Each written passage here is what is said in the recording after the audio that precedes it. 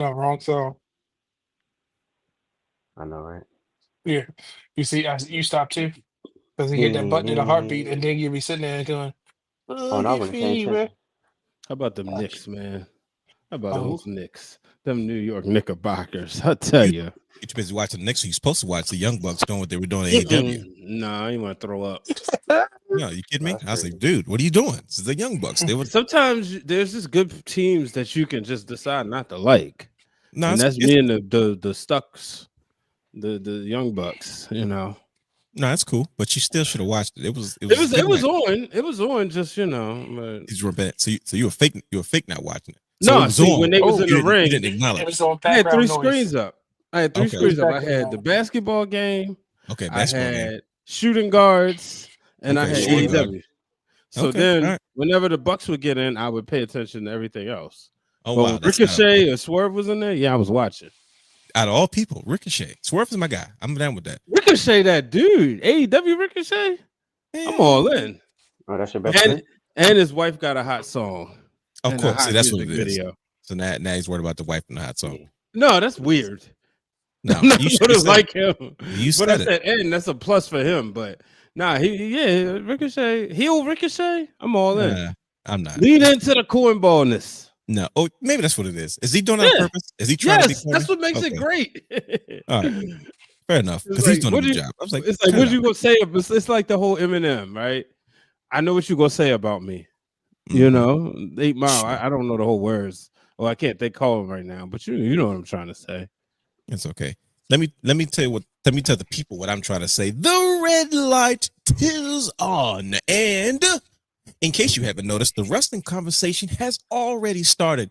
It's because the wrestling realm is known for wrestling conversations around the clock. And tonight is no different because we are touching the first premium live event since WrestleMania in WWE Backlash 2025. We are going to preview the card, talk about a few things, as well as have some fun discussions about everything that we want to talk about going on in the world of professional wrestling. So without further ado, grab your popcorn, grab your soda, your seatbelt, and everything, because we are rocking and rolling and rocking. You ready? Get set. Let's go.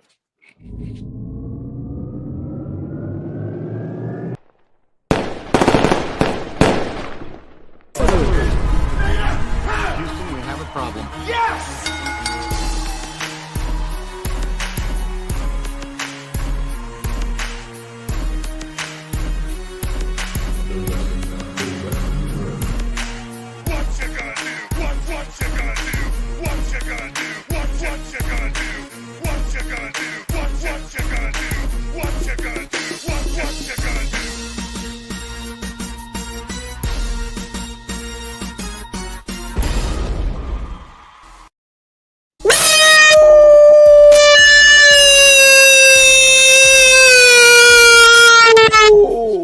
Oh yeah, hope your volume's up for that one. Welcome to the Wrestling Realm Now podcast, where we take a deeper dive into the world of professional wrestling. Now, I am your host, the realness himself, the real Dwayne Allen, in the building tonight, and he is your host. Not just any host, not just any producer, but the super producer. Brother Hugh has the third A to the A to the S, D to the H to the E, 3 to the R, to the D, in the building tonight with my eyes closed. And he is your host. Not just any guy, but the belt guy, the curator and creator of championship culture, Brandon the guy in the building tonight. And he is your host, the heart and soul, the founder, the one who discovered me off the streets of Baltimore in college as I was talking wrestling in the classroom, but he's still a heel and still in 2025, Mr. Steal Your Goddamn Show, TBD. Brian H. Waters is in the building.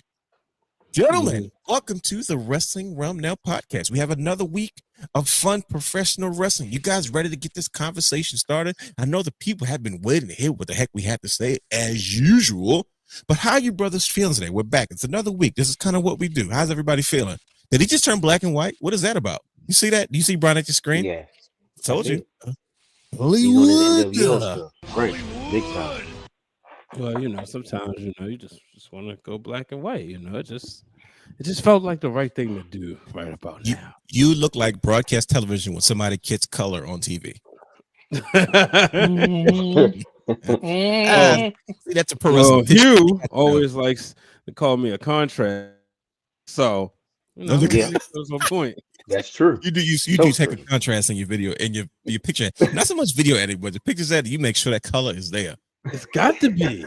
You a colored man. Stay solid. Solidarity. Right. Mm-hmm. But how are you guys feeling, man? You guys ready to talk a little bit of wrestling? This is the first. Oh yeah. This is the first PLE since WrestleMania, right? And Yep. in WrestleMania, I don't know about you guys, but it seems like it's ages ago. We have yet to hear from Cody Rhodes, but yet we have developed some new stories and kind of still in the middle of a few. But Backlash has historically been pretty good the last couple of years because of how they switched things up and where it's been, and some of the moments that we have been given from Backlash as of recently, especially during the Triple H era, which we will get into a little bit. But with all that being said, how you guys feeling about this year's Backlash as we kind of preview the main attraction of tonight's show? How you guys feeling about it? Ooh, that's a loaded question. Oh, those are not positive responses. He said, Because for the last 2 years, I've never really been excited about it, and Sure. I've been surprised afterwards. Okay. So I feel like this is having the same type of build. Like I don't think we'll ever have that. Oh well, it's Backlash. Oh well, dang, that was a really good Backlash. I feel like that's been my expectation, and it always delivers. So I'm going into it like I did for the last 2 years with this Backlash. I'm sorry, last year was France, right? Mm-hmm. Yes. Yeah. And the year before was Puerto Rico, right? Yes. Puerto Puerto Rico. Yeah. So that's what I'm saying. I wasn't expecting it. I was pleasantly surprised at both of those. So yeah, I'm going into it with the same mind frame. Like, okay, not overly excited. It's five matches, right? And it's like, okay, Yes. come on and surprise me. Come on with this, come on with the holy, well, this is awesome moment. So Mhm. and I think I know when we get to the meeting today what's gonna be the I don't want to call it match of the night. What you say here, the match not the match of the night. What did you call it? You called it something else before. I don't remember. Yeah, you But called it something. I was match like, of that the makes night, more basically. sense. Probably Yeah, the but he show called it stealer. different. Yeah. Yes, thank you. I'm dribbling. He was like, I think I know it's going to steal the show, but I'll wait till we get to the meat and potatoes of that. Okay. Well, listen, we have to get into all that and more. But listen, we still got some advertising to do because we are still here to talk about the latest, the greatest, the newest attraction to the wrestling realm. Now, it's not new at this point, but guess what? It may be new to those who are watching and those who are listening. And guess what? We are going to get a weekly update on our favorite championship culture belt show. I kind of gave the name away, but you know what time it is. In case you're not familiar with this sound and the way this music goes, you already know what time it is.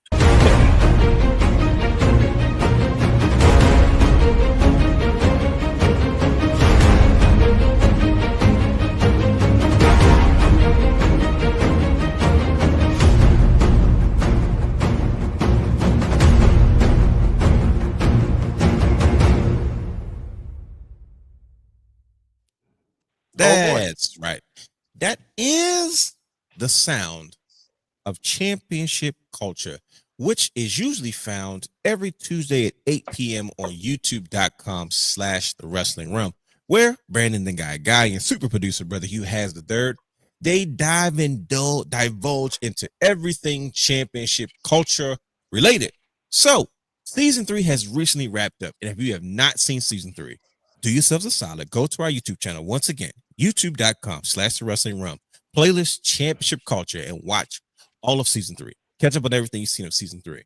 And if you have watched season 3 and you want more, go back and watch season 2.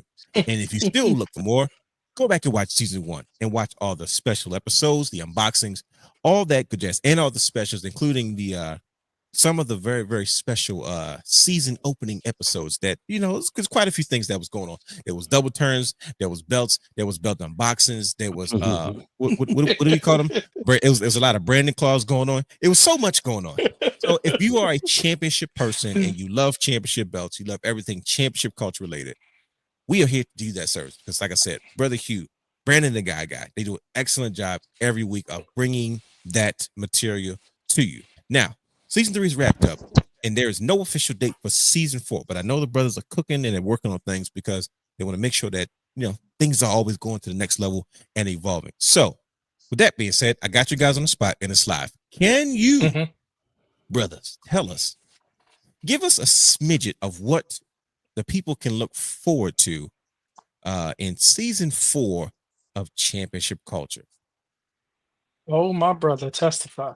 Brother Hugh, Yes, sir. you want to tell them what they can expect in season 4? You want to give them? You want to give them some of the? You My want to give them answer is exclusive? the same. I don't know why we do this every. My answer is the same. I know, What's but it's your worth Y'all the have to try. tune in. Y'all the have crazy to tune part is- in. I know it is every single time. Like I said, I'm not gonna say nothing. I was about to be like, and brother Hugh, tell us more than just belts and championships. I was like, I'm just gonna sit here. I said, I'm gonna see. Keep your I'm gonna see keep your if there's eyes anything peeled new. to the social media platforms, and you'll see.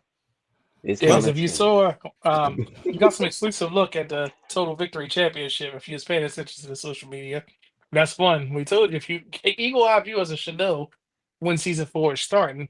But I can tell you this: tomorrow you might want to check the Instagram page, Championship Culture _ because it might lead you to down a rabbit hole for season 4. That's Oh all we're boy. gonna say about that. Interesting. Yeah. So check Championship Culture _ What about noon? We're gonna steal a page out of TNA book. Release something about noon. You say new? Okay. Yeah. Sure. Yeah. Is that when? Or you want to do it earlier or midnight? I don't know when you want to do it. Do it noon. Go ahead. You rock with noon. Let's go rock with noon. All right. So yeah, just say. I know realness gonna be saying, all right, where is it? But no, I can tell you one thing about season 4 realness. Are you ready? I'm ready. I think the fans are ready too. Go ahead. Okay. There will be belts involved.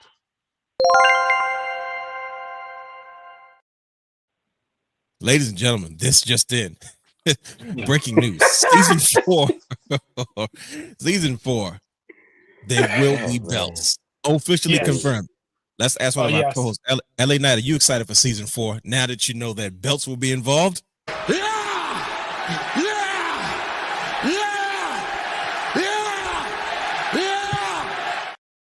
Okay, obviously LA Knight He gets is it. absolutely he's excited. He's a Yeah, that championship third guy. one made sure he knew that he was excited. That third lead really showed you he was ready. Yeah, that's usually the confirmation. So, like I Mhm. said, if you want to catch up on what you've missed of Championship Culture, head over to youtube.com/The Wrestling Realm playlist Championship Culture. Watch all the episodes of season 3, season 2, specials, so on and so forth. So yes, if you want to get more Championship Culture, you can also follow them, like they said, please, on Instagram at Championship Culture _ on Instagram. Clearly, there's going to be a special announcement or some type of something appearing tomorrow. And I know that we are all looking forward to hearing to it, and we can get one step closer to seeing what season 4 might potentially be about. He ain't lying. Told you it's gonna be about some belts. That's So true. it's gonna have some belts for you. And Well, I guess what? They all have stories. Oh, I think so. I believe they do. They all have how stories. intriguing. Yes. Well, Every single one. despite not having Championship Culture right now, as we wait for season 4 to start, we still have plenty of content available on the channel for you all to feast on. You guys can't get enough of this Wrestling Realm material, and there is so much more to come. There is somebody, a part of this faction, that has done a throwback. He mentioned quite a few Backlash matches that we should all go and rewatch. Hence, the 4th, since we're on the verge of Backlash 2025, he has gone out of his way to remind us of some of the best moments and some of the matches that we should go back and rewatch to kind of get ourselves in the mood of the importance of all the fun things that have had Backlash past. Brian H., talk to Yes, the people. sir. Well, as somebody who loves nostalgia and somebody who loves to go back and look at the old stuff, I was sitting there thinking, I was like, Backlash is on its way, and it's one of those hidden gems a lot of times, and in some cases, it's better than WrestleMania. And there was a time in which it was. So, without further ado, the real Dwayne Allen would allow me to, I'll go ahead and give you a 1 minute and 20-second preview of episode 294. Break it down with Brian H. It's a match that I always go back and rewatch, and that is Backlash 2000. This is a match that made up for what was should have been the main event of WrestleMania 2000. Y'all know that WrestleMania 16, the one where they threw everybody on the roster. Every man was a multi-person match. What's so cool is Stone Cold Steve Austin is going to be in The Rock's corner.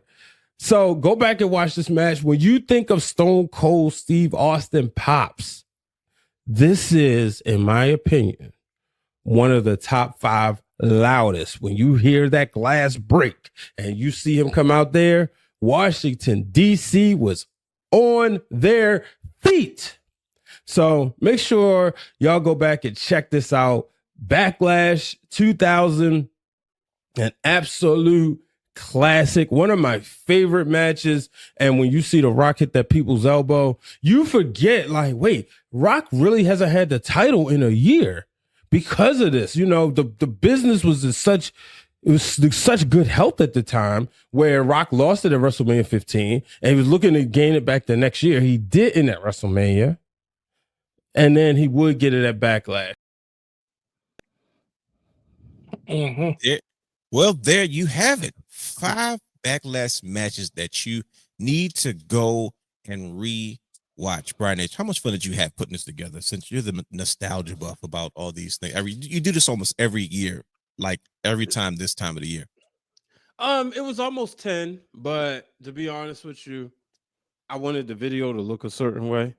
So, you know, I wanted to make sure some B-roll included. I wanted to make sure it was solid. So less is more. And also kind of wanted the audience to give me some of their favorite matches. And, you know, there's always, oh, you forgot this match, you know. So there's a lot of room for that. And I think a match you'll love is on there too. I wonder what match it is. Oh, buddy. Oh, Is it? Can anybody guess what it is? Could you give us a hint? I don't know which one it might be. Well, I don't know, but I just know that they don't want none. They don't want none. They must be scared because they don't really want none. That's all I'm saying. Was it the face that runs the place? Maybe. I was trying to think of what you call it, another thing that Another says pun. I lost my train of thought. It's fine. We'll go with yours. But you know what's crazy? Hollywood. You know the sad part about that Backlash, that is one of my favorites, but we can't talk about it because of one of the matches. And you know that's one of my favorite match in that series. What, Jericho and Benoit? Yes. Yeah. I mean, why can't we talk about it? Because if you ever say his name, it's like, oh, don't, you know, people. Yeah, when you deal with the FCC, but yeah. But when you talk about Jericho's career, that's what defined a lot of his career. Oh, there's 1,000%. There's year 2000, and 2001. I was in 2000. 2001 was that year for the IC title with Jericho and Benoit. Brother guy's heyday. I can tell. You go to a different place when you talk about the reasons that Jericho became your god. It's like, I remember these times. And then he ruins it now because it's like I can't even talk about him. Like, I can't say how great he was because, you know, that part of history really can't be discussed. Well, and Kurt Angle even said it like those was his best matches. Royal Rumble 2003. You know, and let me put the disclaimer out there before people get upset. This is by no means ignoring what he did allegedly, or let me just go. Or ignoring what was the victims, you know. Yeah, not touching it. We're not downplaying. Like, I don't want to downplay what the situation that happened, and I don't want to praise or bring light to the situation. I'm just saying it's a horrible situation that has now tainted a great part of wrestling. Well, I'll tell you one person well said. who I could separate the art and the moments. The Young Bucks? Heck no. The idiot I'm looking at on my screen right now, getting ready to win his 6th WWE championship at Backlash 02, and that's Hulk Hogan.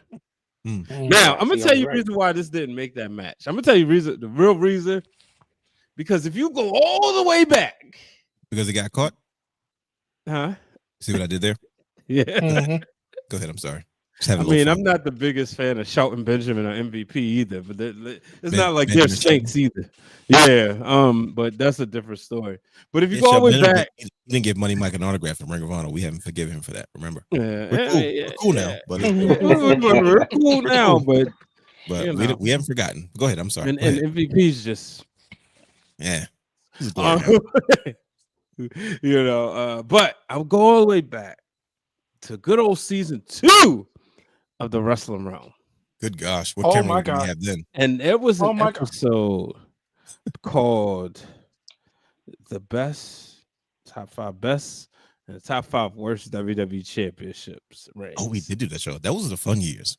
And we're sitting on the OG set, and I remember for some strange reason the real Dwayne Allen had this run, but now it makes more sense. Thank you.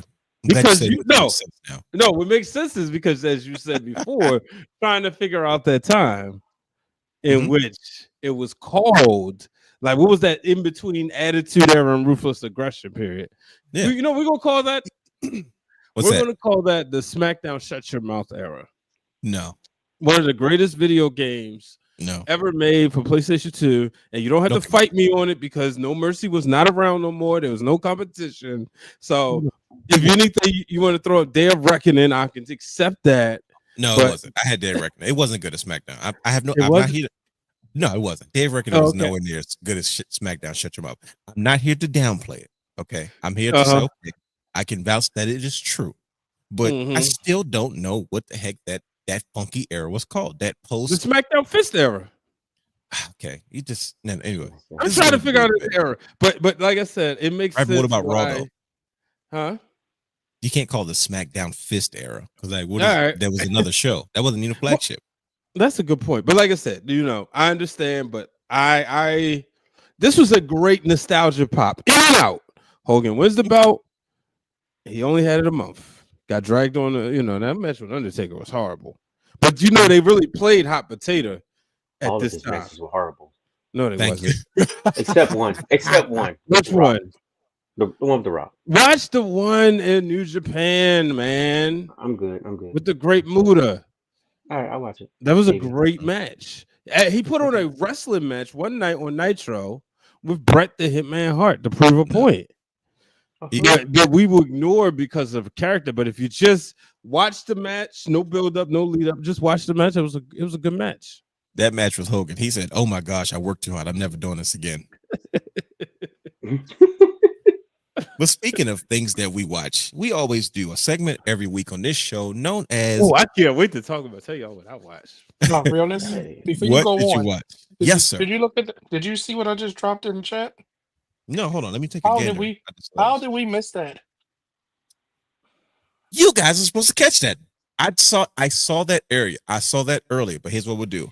There's a twist to this week's What Did You Watch? So okay, all right. So are you familiar with what happened? No, because I didn't watch it this week. He usually gets me excited to go back and watch never watch. Okay, all right. Well, Nikita Lyons is involved now. Anyway, okay. Oh, that's why you watch it. No, it's you know what it is. It's an unveiling / unboxing of something. No, I know that. I see that, but I'm saying that's why you watch Evolve now because of Nikita Lyons. Well, one I watch it. Here's the thing. She embarrassed herself again because she started doing this little thing. And I'm like, I saw the viral clip. Everybody's making fun of her. It's not a good thing. Yeah. But listen. We'll get into it. Trust me, because there's a special twist to this week's What Did You Watch? It's going to open this conversation up a little bit before we get into Backlash. Because you want to give people, a lot of people are saying we want to hear other things outside of these main topics of the show. And of course, for time purposes, we don't have the time. But we have made room today to kind of have this next discussion as we transition into the segment of What Did You Watch? Like I said, it's a segment we do every week where we watch things all week, excuse me, to get ourselves in the mood to have these conversations by the time it's time for us to actually do the show. So without further ado, let's jump into that segment. What Did You Watch? Brought to you by our good friends at SeatGeek. If you're looking to purchase tickets to concerts, live shows, sporting events, and more, head over to SeatGeek.com where you can use our promo code Wrestling Realm for any one-time purchase of $50 or more. That's promo code Wrestling Realm on any one-time purchase of $50 or more. Good brothers, what did you watch? Okay, here's the twist. Usually we have a discussion about specific things that we watch, right? Mm-hmm. Now, Mm-hmm. today we're going to open things up to make things a little bit more broad.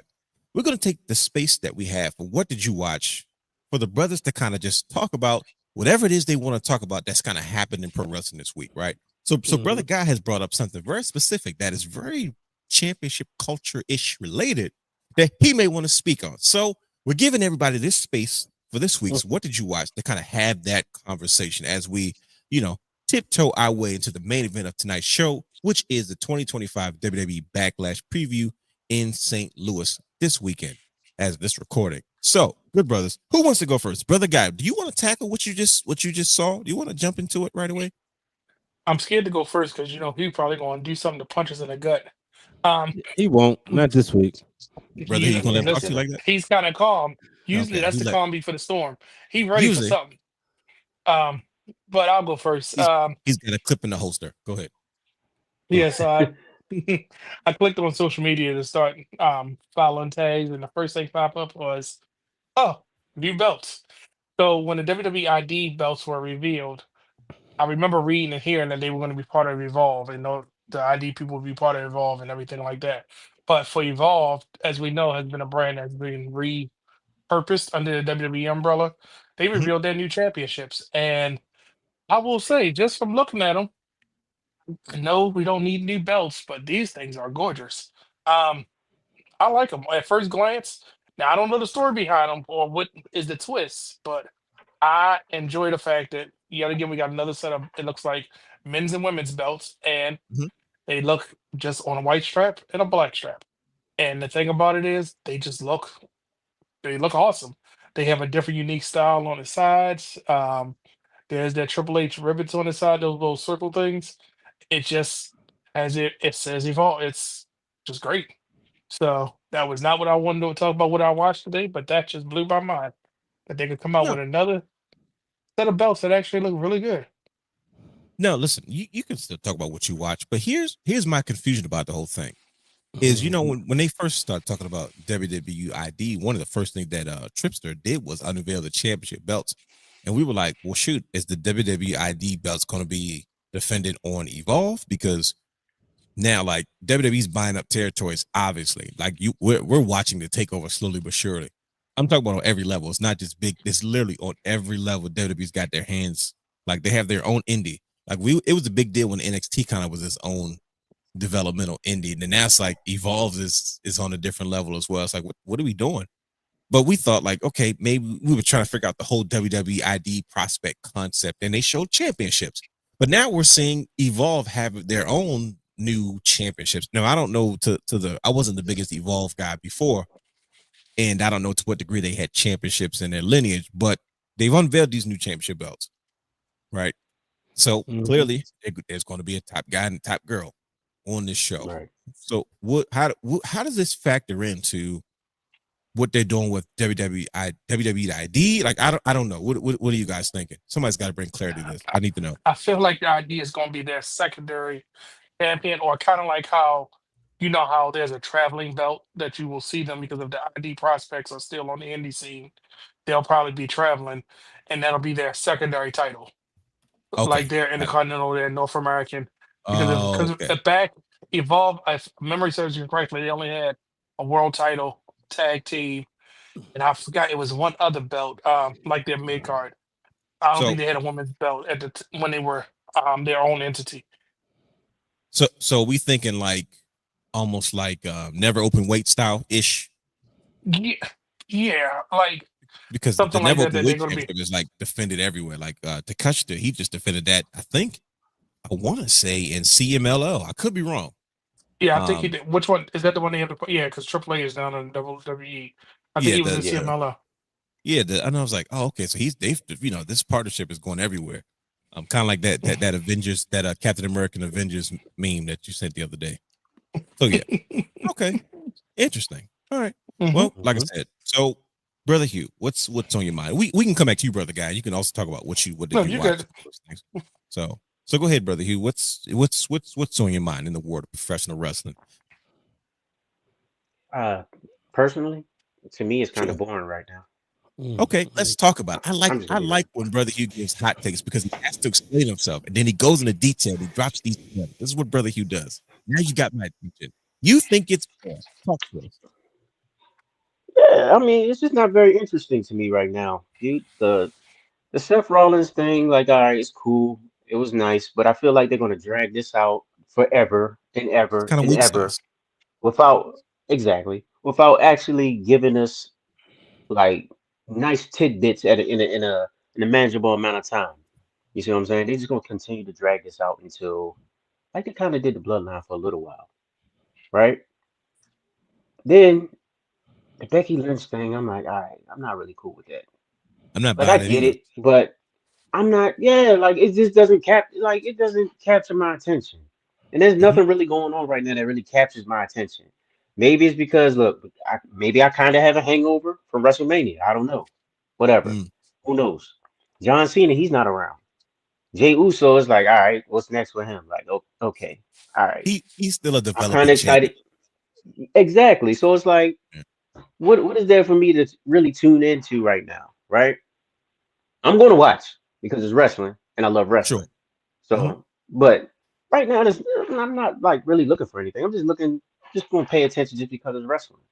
There's nothing that Yeah. got me like really excited. Like, oh my, it's a must see. You know what I mean? I It's don't just, I don't I don't I know. don't think you're wrong, Brother Hugh, because I've kind of getting those vibes too. Like I don't know how to describe Yeah, it, but I think you kind of put it to words. I was like, yeah. However you're describing it, I think I know the feeling because I'm kind of like, yeah. Like I'm not gonna lie to you, I missed Raw the first time. Like I missed it live. I had to go back and watch it, but I didn't feel like I missed anything. Like, well, I'll just go back and catch it. Not for There anything was no particular, but spoiler like that you clicked on YouTube and was like, oh dang, I right, missed that. It was like, oh, okay. it's like, oh, okay, right. It was on. this was good. Let me catch up with this. But I do yeah, want to see what they're going to do with the women's tag team division though, because right now it's kind of depleted with all the cuts and what the releases, and then live off shooting movies. Like, what's next? Who's left? here's the thing. What's going on in the women's tag division? Here comes a hot take. You ready? Let's Tag go. team wrestling is hard enough as it is. Right. Okay. And then you add women's tag team wrestling. It's just like, man, it's rough. It's because there's not enough, there's no show dedicated to overly developing the characters of the women that actually draw money. We're not talking developmental, right? We're not talking about trying to build Absolutely. somebody. We're talking about people that draw. Like that's what this is what the business is about. You got to draw. So you put the belts back on Liv and Raquel because they was hot right now. So it's like, okay, that makes sense. But then who are they going to go against? Exactly. Who's are the dance parts that make somebody go, oh, I need to watch this? Not, oh, we're trying to get somebody going, because that's what happened with what's the name? Katana Chance and Caden Carter. Is that her name? Am I saying their names right? Yeah. Yeah. Or Yeah. like I feel Alba Fire and Aladon. You're right, bingo, okay. bingo. I was like, bro, no disrespect to these ladies, but I'm like, you haven't given me enough of them for me to care about them. Like, what? Okay, they're devil girls, but why do I care that they're devil girls? What difference does it make it? Like, for instance, back in the day, and I don't mean to go into a tangent because we're gonna move on. The reason why Dusty Rhodes was such a big deal in Florida, right? In the Tampa area was because anytime he dealt with Kevin Sullivan and his devil guys, they were always messing with Dusty Rhodes, right? Mhm. So it made you hate the devil guys for a reason. Not they weren't trying to make the devil guys cool. Like Dusty was everybody's favorite, and here comes the witchcraft guy, and here comes the demon guy, and here they go messing with everybody's favorite person, right? Papa Mhm. Shango and Ultimate Warrior. Papa Shango got heat because Ultimate Warrior was a live superhero. He was invincible. He was big. He was tan. He was jacked. He was colorful. And then Papa Shango put a curse on him, and he was spitting up black stuff. And it was like, oh my goodness, this gives Papa Right. Shango was that dangerous. As a kid, as campy as it was, look at it now. But it made Papa Shango seem dangerous. Like if he could do that to the Ultimate Warrior, wait a goddamn minute. He can Same do it to thing with anybody. bingo. The same thing with the Undertaker and Ultimate Warrior, Undertaker and Hogan. Like when you got these evil characters, right? You're not trying to make them cool. You got to make them reasons. That's just my tangent. But my whole point is, it's difficult. You don't have enough time in a day, and of course, they're still trying to develop all this content to give these ladies an opportunity to give people a reason to Mhm. care about them one way or another. So it's tough. when it comes to that tag division, man, I just, it's still a character driven business. And it's like, you can have these ladies pop up in NXT and pop up on the main roster shows as much as you want, sit in the audience and tell the people, hey, this is so-and-so and so-and-so from NXT. And then they interfere with the match, but it's just not enough. So, sorry, I didn't mean to go into a tangent, but I just had to. Especially because you got 3 other belts that the women now can fight for. It made sense if it was going to be the world champion and then tag team, and they just floated between all 3 shows. I think it would have been just that a few years ago. The tag team division would be thriving. But remember, even though in that time it became the women's champion was a double champion too, because she was in the tag team. You know, that was the feud. So it's kind of like, and I said this on one of the previous episodes before the Intercontinental US title came, WWE should have had the secondary titles for women. AEW should have had the tag belts because they had more. They have a better formula of nobody can be by themselves, and they pair a lot of people together. And that's why I didn't like when they did the ROH women's television champion. I was like, but you didn't do anything with the other roster. It felt like you're just holding the belt now. Did you need a secondary women's title on ROH too? True. No, and that when you put it that way, that makes a lot of sense though. So yeah, Brother Hugh, we're gonna come back to that one because I think you might be onto something. I have a theory, but we'll see. But No, let's get to Brian he's Edge. not. Yeah, he is. 'cause Y'all some spoiled brats. I think he's on It's Brian a Edge. bus- no, yeah, I think he's said on the same- Realness said it before. And He said listen it before, and it came true. Hold So I on, think- because I got to make social clips, so I need this to be a monologue because I heard Brother Hugh and he's bored. But let me explain something. I'm having fun, and I had a hangover plus a depression, which ain't a good thing. But those things should not go together. By the way, sorry, it shouldn't. But you know, let me explain. Go ahead. This is Please what I do, Brian enjoy. Edge. Go ahead. Yesterday, I turned on NXT and I watched a good favorite of mine take down a good favorite of Brother Hugh's. Okay. And it was fun watching Jada Parker put Carmen Petrovich in her place and then also take out Thea Hale. And then I watched Jordan Grace and Julia in the main event of the show. Go at it. Oh, not to mention Roxanne Perez and Io Sky on Monday night. And then Friday, because I didn't watch SmackDown live, but I woke up. Man, did I see Jade Cargill, Tiffany Stratton teaming up, Naomi? Man, oh man, who's Naomi? Nia Jax. And I'm seeing all of this, and I'm like, all of these women's stories. And if it was an unpopular opinion week, but it's not, so I'm going to go ahead and say it. I'm like, right now, the way the development is that if Shawn Michaels' style can be contagious and he can show us why he's always been better than Triple H, that it will get to a point where we will have it even out, where it's just wrestling. And we will see, like when you watch NXT, you see wrestling. You don't see women's wrestling and men's wrestling. It's just wrestling. That's the reason why there's always more women's matches, because they have the better stories. And we can get that way to the main roster because these ladies are going down there and they're not only putting on good matches, but they're having captivating storylines to the point that the men are keeping up, but they're like, okay, we gotta bring it. And so when I watched Javon Evans out there in the finals, I forgot the dude who won the Battle Royal, but I was entertained. Obafemi, who's a Baby Randy, big dude. It's definitely Randy Jr. Yeah, well, Obafemi, who's a big dude who can be so dominant, but like when he just said something simple as enough of those triple threats, I was like, thank you, because I don't want to see Obafemi in triple threats. Nah, bro, you gotta face him one-on-one. You gotta face him one-on-one. You know, yeah. So I mean, and you know, and we'll get into, because we're gonna have all of this, and our main event Saturday. It's gonna be two anchors in John Cena and Randy Orton.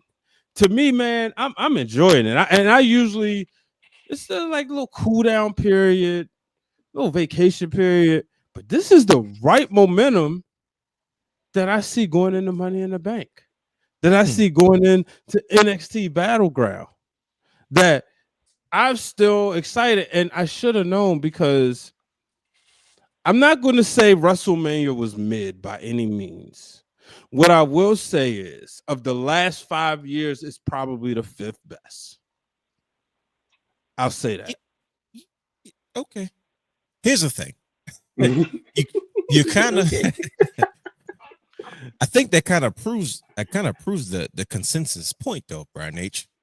It's like I recognize the space that we're in. To me, like you said, I think we're in a developmental space. Right? Expectations, that's the word. Sorry. Okay, got it. No, yeah, you see what I'm saying? And it's like, all right. The problem is, and I'm not saying it's anybody's fault, but I'm just being honest. Here's the problem. I'm fresh off of the bloodline, right? Mm-hmm. I'm fresh off the rise of Jey Uso. I'm fresh off of the rise and the fall of Cody Rhodes. You know what I mean? Beautiful. And it's like beautiful fall. And it's like, man, you've given me so much, and then now it's just this silence. And it's like, man, to me, if you think the women are going to catch up anytime soon, you need the last time the women had something that was not crossover, but beyond the women was like the rise of Becky Lynch, right? Because that went beyond the women's division. At one point, she was main eventing the show. Like, she had to close the show. That's how popular she was. Monday Night Raw. No, she was Monday Night Raw. Like, you know what I mean? And that's where everybody's like, man, she really became, because everybody got behind her. It wasn't a women's storyline. You know what I mean? Mm-hmm. And I'm like, man, until we get that from the ladies, I don't know what that is. I don't know how important that is. Like, if you look at how it's happened in the past, look at the Pioneers, Trish and Lita, the first main event, that was a big deal. Look at China, the first of everything, you know, in a Royal Rumble, Intercontinental Champion. It was a lot of these things that kind of transcended just the women's division. And I'm saying a lot of great stuff that you mentioned, but it's like it's contained within itself. It's like, right. So if you like women's wrestling, all this is there for you. You know what I mean? It's nothing as big or comparable to what they've given us before. And yes, we are spoiled. I'm like, dang it. No one gave me the schedule. Think about it. Nobody gave me the schedule. I'm finding out now. Oh, I guess we're in a developmental period, huh? I'm like, okay, well, goddamn, I guess I can just sit down. I was standing up because I was on my feet for 2 years straight, and now it's like, oh, there's a lot of new faces in here. Oh, okay, so we okay, I get it. That's cool. I'll sit down. Well, in fairness, you look at it's been that way. Honestly, ever since Roman's taken this like part-time schedule, and they've also plus the getting rid of the automatic rematch where Backlash isn't just a run back of WrestleMania. Right. Yep. And again, I've been, kind of looking at some of these old Backlashes, the ones that follow WrestleMania, because it was the period where it was in like September, whatever. Mm-hmm. That was to me. I like Backlash following WrestleMania.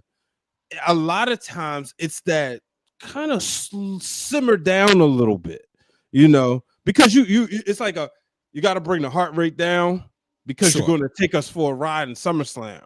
Okay. Now 2001 was a crash landing. It sucked, because one we went like here, and then Rock leaves. We got a 2-man power trip, and I saw people say, "Oh, it was a good." No, it was not. You had all the belts on Stone Cold and Triple H. It was terrible.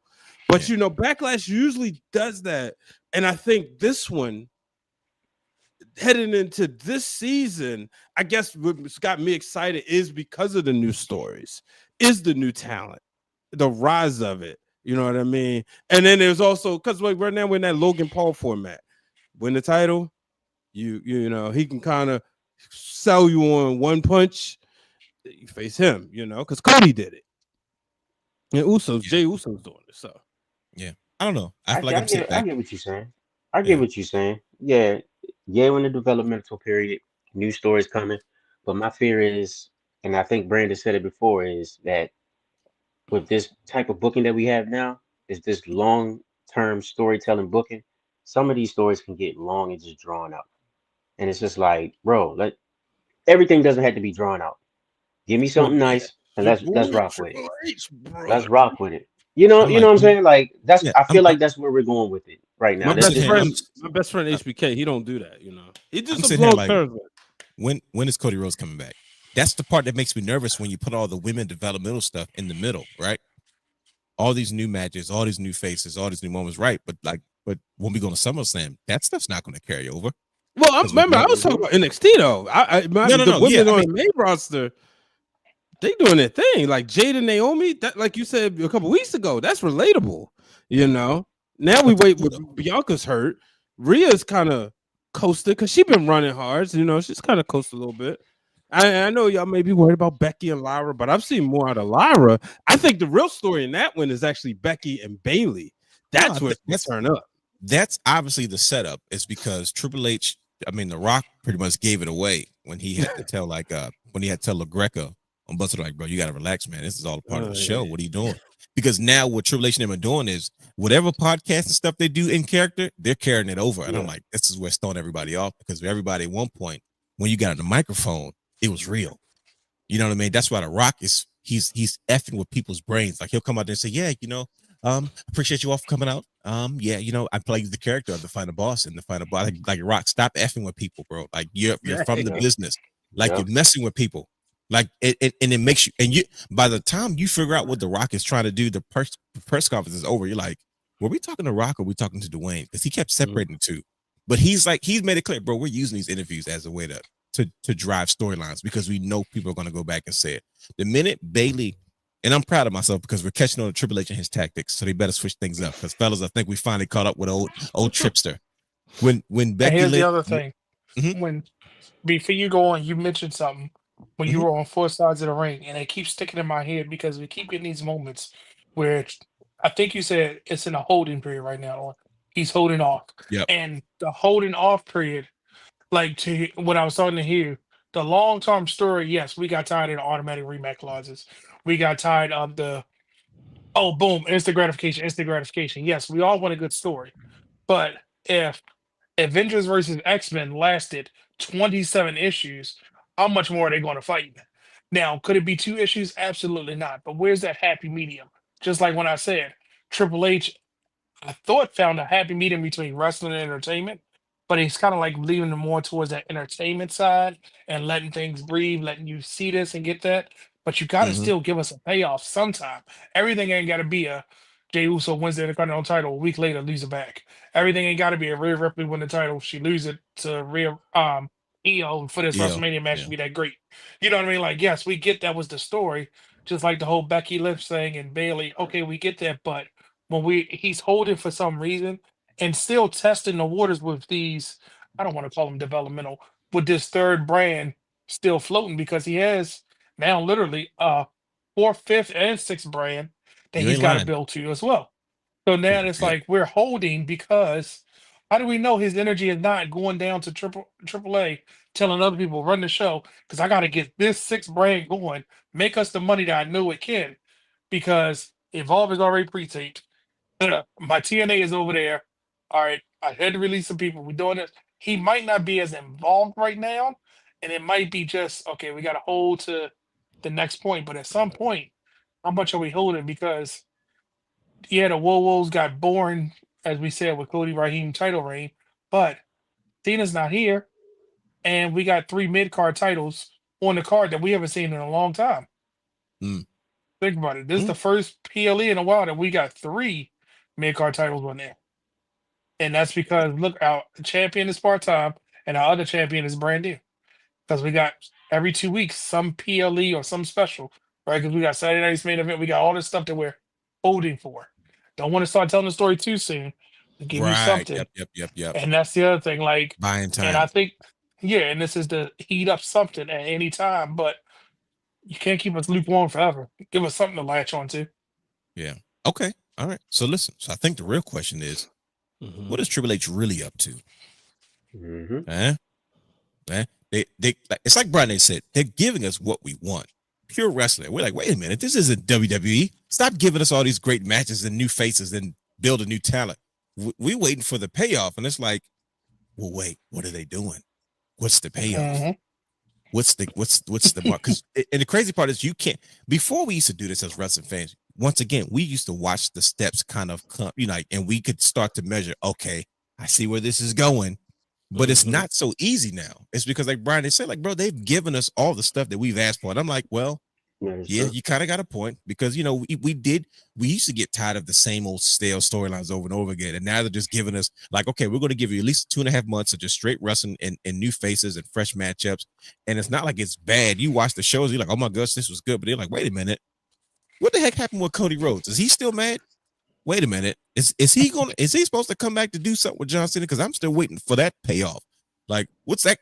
Like, don't ignore it. Like, what are we going? But like I said, in the meantime, they're doing the right thing. And you're like, oh, wait, are they trying to distract me? So the real question turns into, what the heck is Triple H up to? Are they waiting? Like, okay, well, we got 2 months before we can start the run to SummerSlam.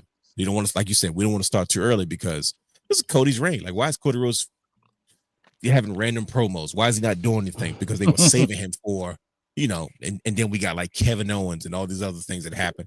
They were alternate between the bloodline finishing up Jey Uso and then Cody Rhodes and then Drew McIntyre, CM Punk, whatever it is. You know what I mean? It's like it makes you wonder, like, I wonder what it is they're up to. But all good Because in points. 2 weeks we got Saturday Night Main Event, right? Right, but you got to sell that. What's the draw? Right, and then after that you got Worlds Collide and NXT Battleground, right? Is that Jay and Logan? That's what I'm saying. That's probably why we don't have him on this PLE. We're gonna have that. Just like I think that we're gonna have a women's title match at Saturday Night's Main Event because something's gonna happen next Friday that's gonna say, "Oh, you ladies won't stop. Go ahead, all of y'all will fight for the title at Saturday Night's Main Event." You also still got the next Women's Evolution show that I'm sure they're probably trying to build towards. You know what I mean? So they're like, we got to introduce as much female talent to the public as possible. So they're not questioning like who's that. Kind of like the Mae Young Classic where you didn't know if you weren't familiar with wrestling. If you weren't a wrestling person, you wouldn't have known who everyone is. Versus now it's like at least, or like an old school the first couple of Rumbles they had when they introduced all those new faces. But then like all those ladies introduced at Royal Rumble, we saw them over the year. We were like, oh, okay. So we didn't know who they were then, but we know who they are now. Trying to go back and watch now. Yeah, because you never got that little thing. Nights of SummerSlam. When she did the little handstand and made it to the, everyone's like, "Who's this Ninja Warrior lady?" Because that's all they said was on commentary. That's all we knew. She was from Ninja Warrior. And we're like, okay, but who is she? Yeah. So yeah, it's good conversation. That's what I'm talking about. That's exactly why sometimes we got to have these type of discussions to get them off our chest, to figure these things out. And I'll end with this because time is moving and we got to get into the main event of tonight's show, which is our 2025 WWE Backlash Preview show. But yeah, man, the Hurt Syndicate is going to wait next week to figure out whether they thumbs up and thumbs down. What's his name? MJF to see who's going to be a part of, if he's going to be a part of the group. Has there been any wrestlers whose stock fell harder than MJF? Yeah. Jinder Mahal. I wouldn't say Ginger's was that high, even when he was champion. No. Okay. All right. Fair enough. That's fair. That's somebody that was supposed to. Let me think. Who was supposed to be like him? Like MJF was the face of AEW, the one who's going to lead us to the revolution. Dare say blasphemy. The Shawn Michaels of AEW, the Hulk Hogan of AEW. So the Shawn Michaels of AEW was supposed to be Adam Cole, and look what happened there. Broke ankle. Remember, he got signed, and it was a big deal, and it was like nothing. I do know somebody, and I don't want to say it. That's how bad it is. Who? Probably ouch. That's not nice, brother. You. Bret Hart, WCW. He said Edge. All right. I'm saying it's the same company though. I saw what you did there. I mean, that's the closest thing I can think of. Somebody that was a top guy, the face or something, the franchise, and then literally goes to another company and is just like twiddling his thumbs. But of one company, I don't know. That's tough to say. I just never seen nothing like this. It's uncharted territory. I will say that. But I think we officially bought enough time for Cedric Alexander to make his AEW debut to join the Hurt Syndicate. Yeah, Hurt people. Yeah, we heard people. That's who will get the thumbs up. Because you know my boys are coming back, right? My boys, the Good Brothers. I'm going to start watching tag team wrestling again. You guys ready? Not WWE. You was watching that mess. I mean, well, that was an 8-man tag. Loophole. Good point. Yeah, that's right. Loophole. How about that, buddy? Loophole. But yeah, the Good Brothers are about to make their triumphant return to pro Can they wrestling. beat up the Young Bucks? That's all I want to know. No, they're friends of the Young Bucks. We're Bullet Club Brothers. What are you talking about? No, but For they can still life. beat them up on TV. No, I'll no, no, get no, enjoyment. no. It's Bullet Club reunion. What are you talking about? Goodness gracious. I know. It's right? fine. We're gonna get into our Backlash review because Brian Ace is just not feeling the Young Bucks. He's not feeling the Good Brothers. I don't He's mind just- the Good Brothers. Nah, it's cool. It's cool because the level of excitement when I said it, you were not enthused, and I'm a little, my feelings a little bit hurt. I'm not insulted, but like I'm hurt. Like, dang, that's how you I was like a you little making me. excited, brother Dwayne. Thank you, brother. I was No, I could tell because you perked up, but Brian Ace just downplayed it. No, it's cool though. Especially, he's didn't excited. I You didn't know get that belt excited crooked in the because- background. You said What's he who? say? Brother Hugh's belt was crooked. Hey, Which I'm one? gonna say like that Say. right now. That NXT one. Listen, I was you, just you know, talking. you know, it's not crooked. The Good Brothers belts they have in their garages because they're the best tag team in the world. That's my story. I'm sticking to it. That's my story. I'm sticking to Matt it. Cardona got Realness, it. were you irritated when Fraxia made it to SmackDown? Yeah, I'm telling you, all I see is the Osirian portal. What was the name, Brian H? Portal. Yeah, those Story guys. and Portal. Them clowns. That's all I see. I like Nathan Frazier. I'm not a Fraxium guy. Like they're not bad. Don't get me wrong. It's just not my cup of tea. You It would be looks an like this- A-Kid guy, not a Frax. I mean, not a Axiom. You would be an A-Kid. You would like A-Kid. I like Nathan Frazier by himself. I don't know how I feel about them as a tag team and the guy with the mask. And I'm like, what are we doing here? But you know, Nathan Frazier is awesome. I'll give you that. Yeah, I really like Nathan Frazier. I don't like WWE's tag team division. I think it's a joke. Like it's too Good corny. brothers. It's too clownish. Yeah, Wow. there's Why is that though? because there's Why no is it a meat. joke? No, like think about it. Raw tag team has the New Day and the freaking War Raiders. So like they're hurting people. They beat each other up. It's like, but like SmackDown's tag team is like a gimmick. You got the Street Profits that are fake bad guys.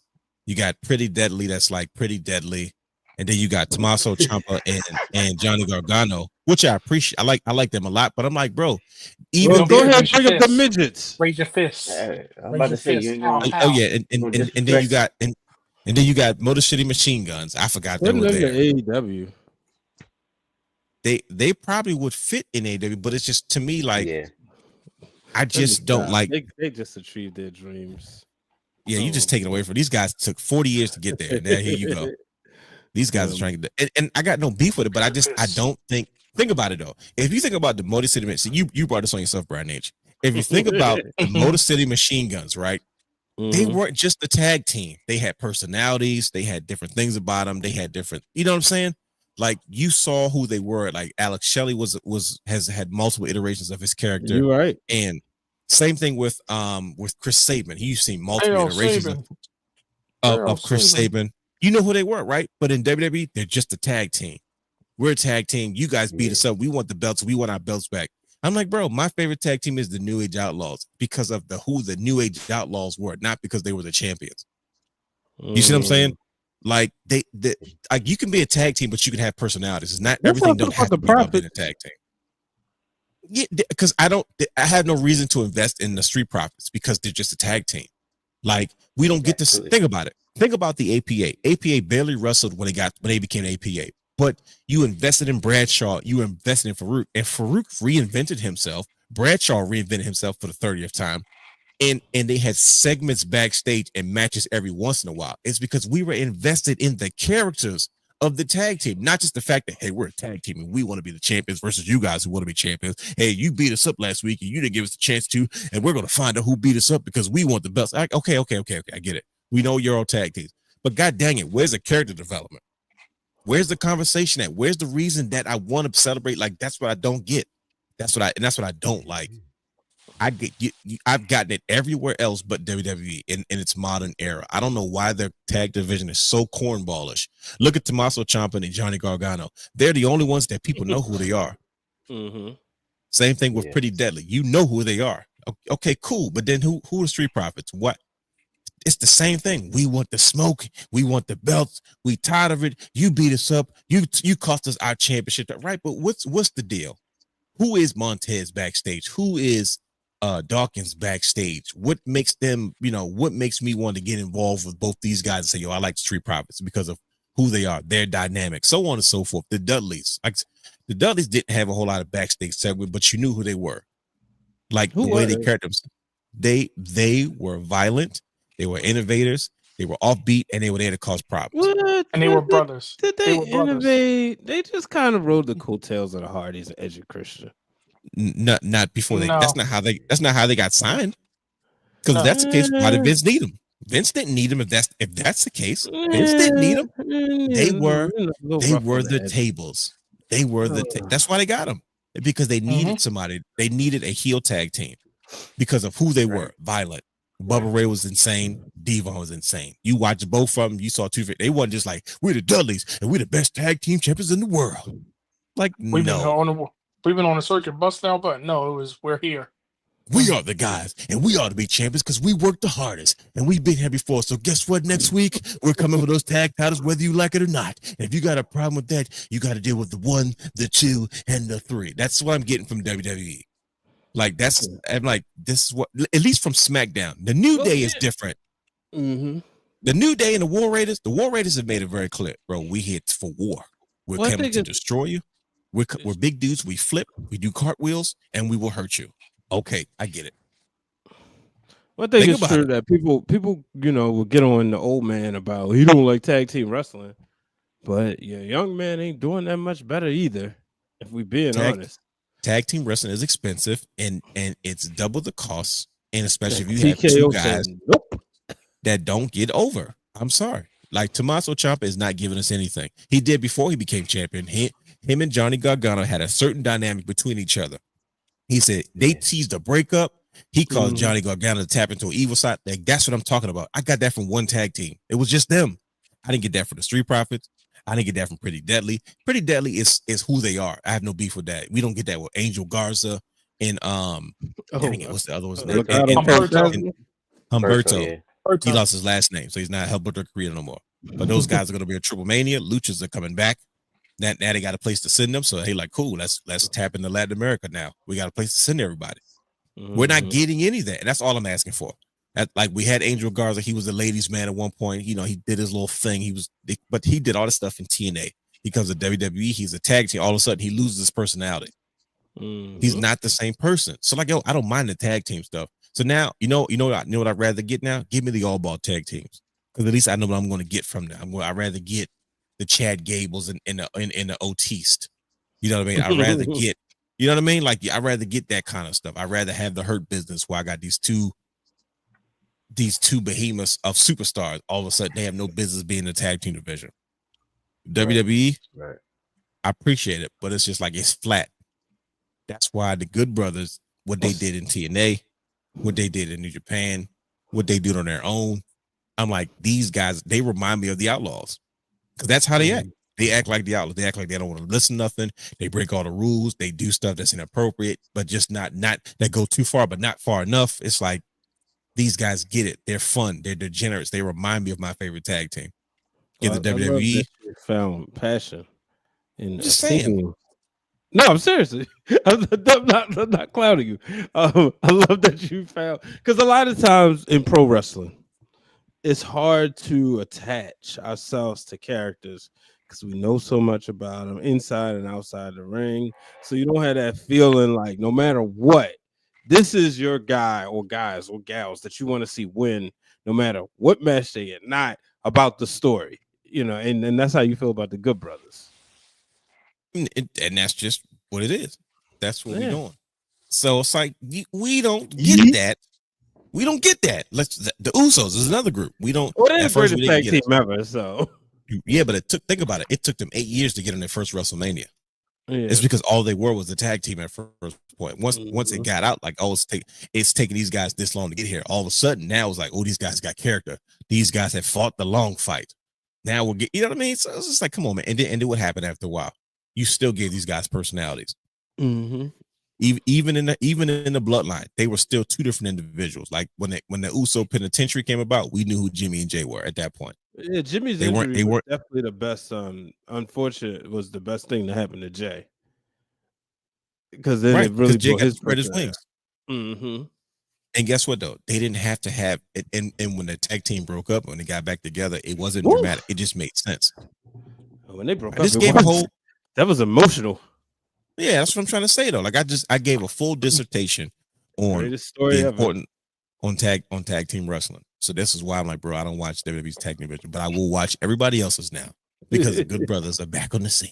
Mm-hmm. Sorry, I just had to get this. Don't shake your head, brother. Hugh. Brother Hugh's not a Good Brothers believer either. That's cool. No, that's fine. No, I like the Good Brothers. I have no beef with the Good Brothers. Same thing with the Young Bucks. I'm just mad that you left that graphic up there the whole time, and StreamYard won't run the social clips right. When you want to get dissertation, I didn't plan on going to a dissertation, but it's like it bothers me. Like this is boring as heck. That's called directing on the fly. Yeah, this is why we probably need a technical director. Yeah, and I had no other substitute because I didn't mean to go that far. I meant to jump into this, but it's like I said, it's fine. Let's go. Let's we wrap had to this pull up. out the books. We flexed the books again like we did before. Let people Well, know we're not just people with just marks with a mic and Amazon mics. No, we know what we're talking about. That's he took a shot at somebody. I don't know who it was, but somebody. No. Pew pew pew. Raise your fist. Pow, pow. Raise your fist. He said. Can you imagine if their music, instead of having the sound effects, it was somebody said, pow, pow, raise your fist, pow, pow. That'd be great. Anyways, Backlash. Let's get into it. Breaks. Mm-hmm. We've got John Cena versus Randy Orton. I'm assuming for one of the last times ever in the main event at this year's Backlash. Right there, one last time. Yeah, in St. Louis. Not to mention we have the women's. No, that was John Cena. That was Randy Orton and Triple H over at Crown Jewel. I'm talking about John Cena. Once in a lifetime, right? Hey, it was once in a lifetime without a title. It was similar. No, that's cool. Okay. Once in a lifetime, and then we do it again next year. Yeah, the second time had a title. What it is that again? It had to have it the second time. That was the stipulation to the Royal Rumble. Same match as change of jorts. And the Rock's abdomen got torn in half. They was mad at him on a season of Ballers because they pushed back production time. We cost them $1 million. Lyra Valkyria versus Becky Lynch for the Intercontinental Championship. Still not sure what that's about just yet. And we also have Jacob Fatu. This is his coming out party. He's about to get put over by 3 established stars. Yes, he is. LA Knight and Damian Priest. First of all, 3 of the hottest superstars in WWE. Just in probably in recent day. And Jacob is about to. Oh, you said 3 of those. What? The hottest. Like these guys like Drew revitalized his career. LA Knight is just a fan favorite. No, I don't. I was gonna say 2 and a possible. No, it's not. Who's the possible? LA Knight's the possible. No. Yeah. LA Knight is a people. LA Knight is a people's champion. Yeah, so he did whether he wins or loses, everybody's gonna still scream his name. Isn't that right, LA Knight?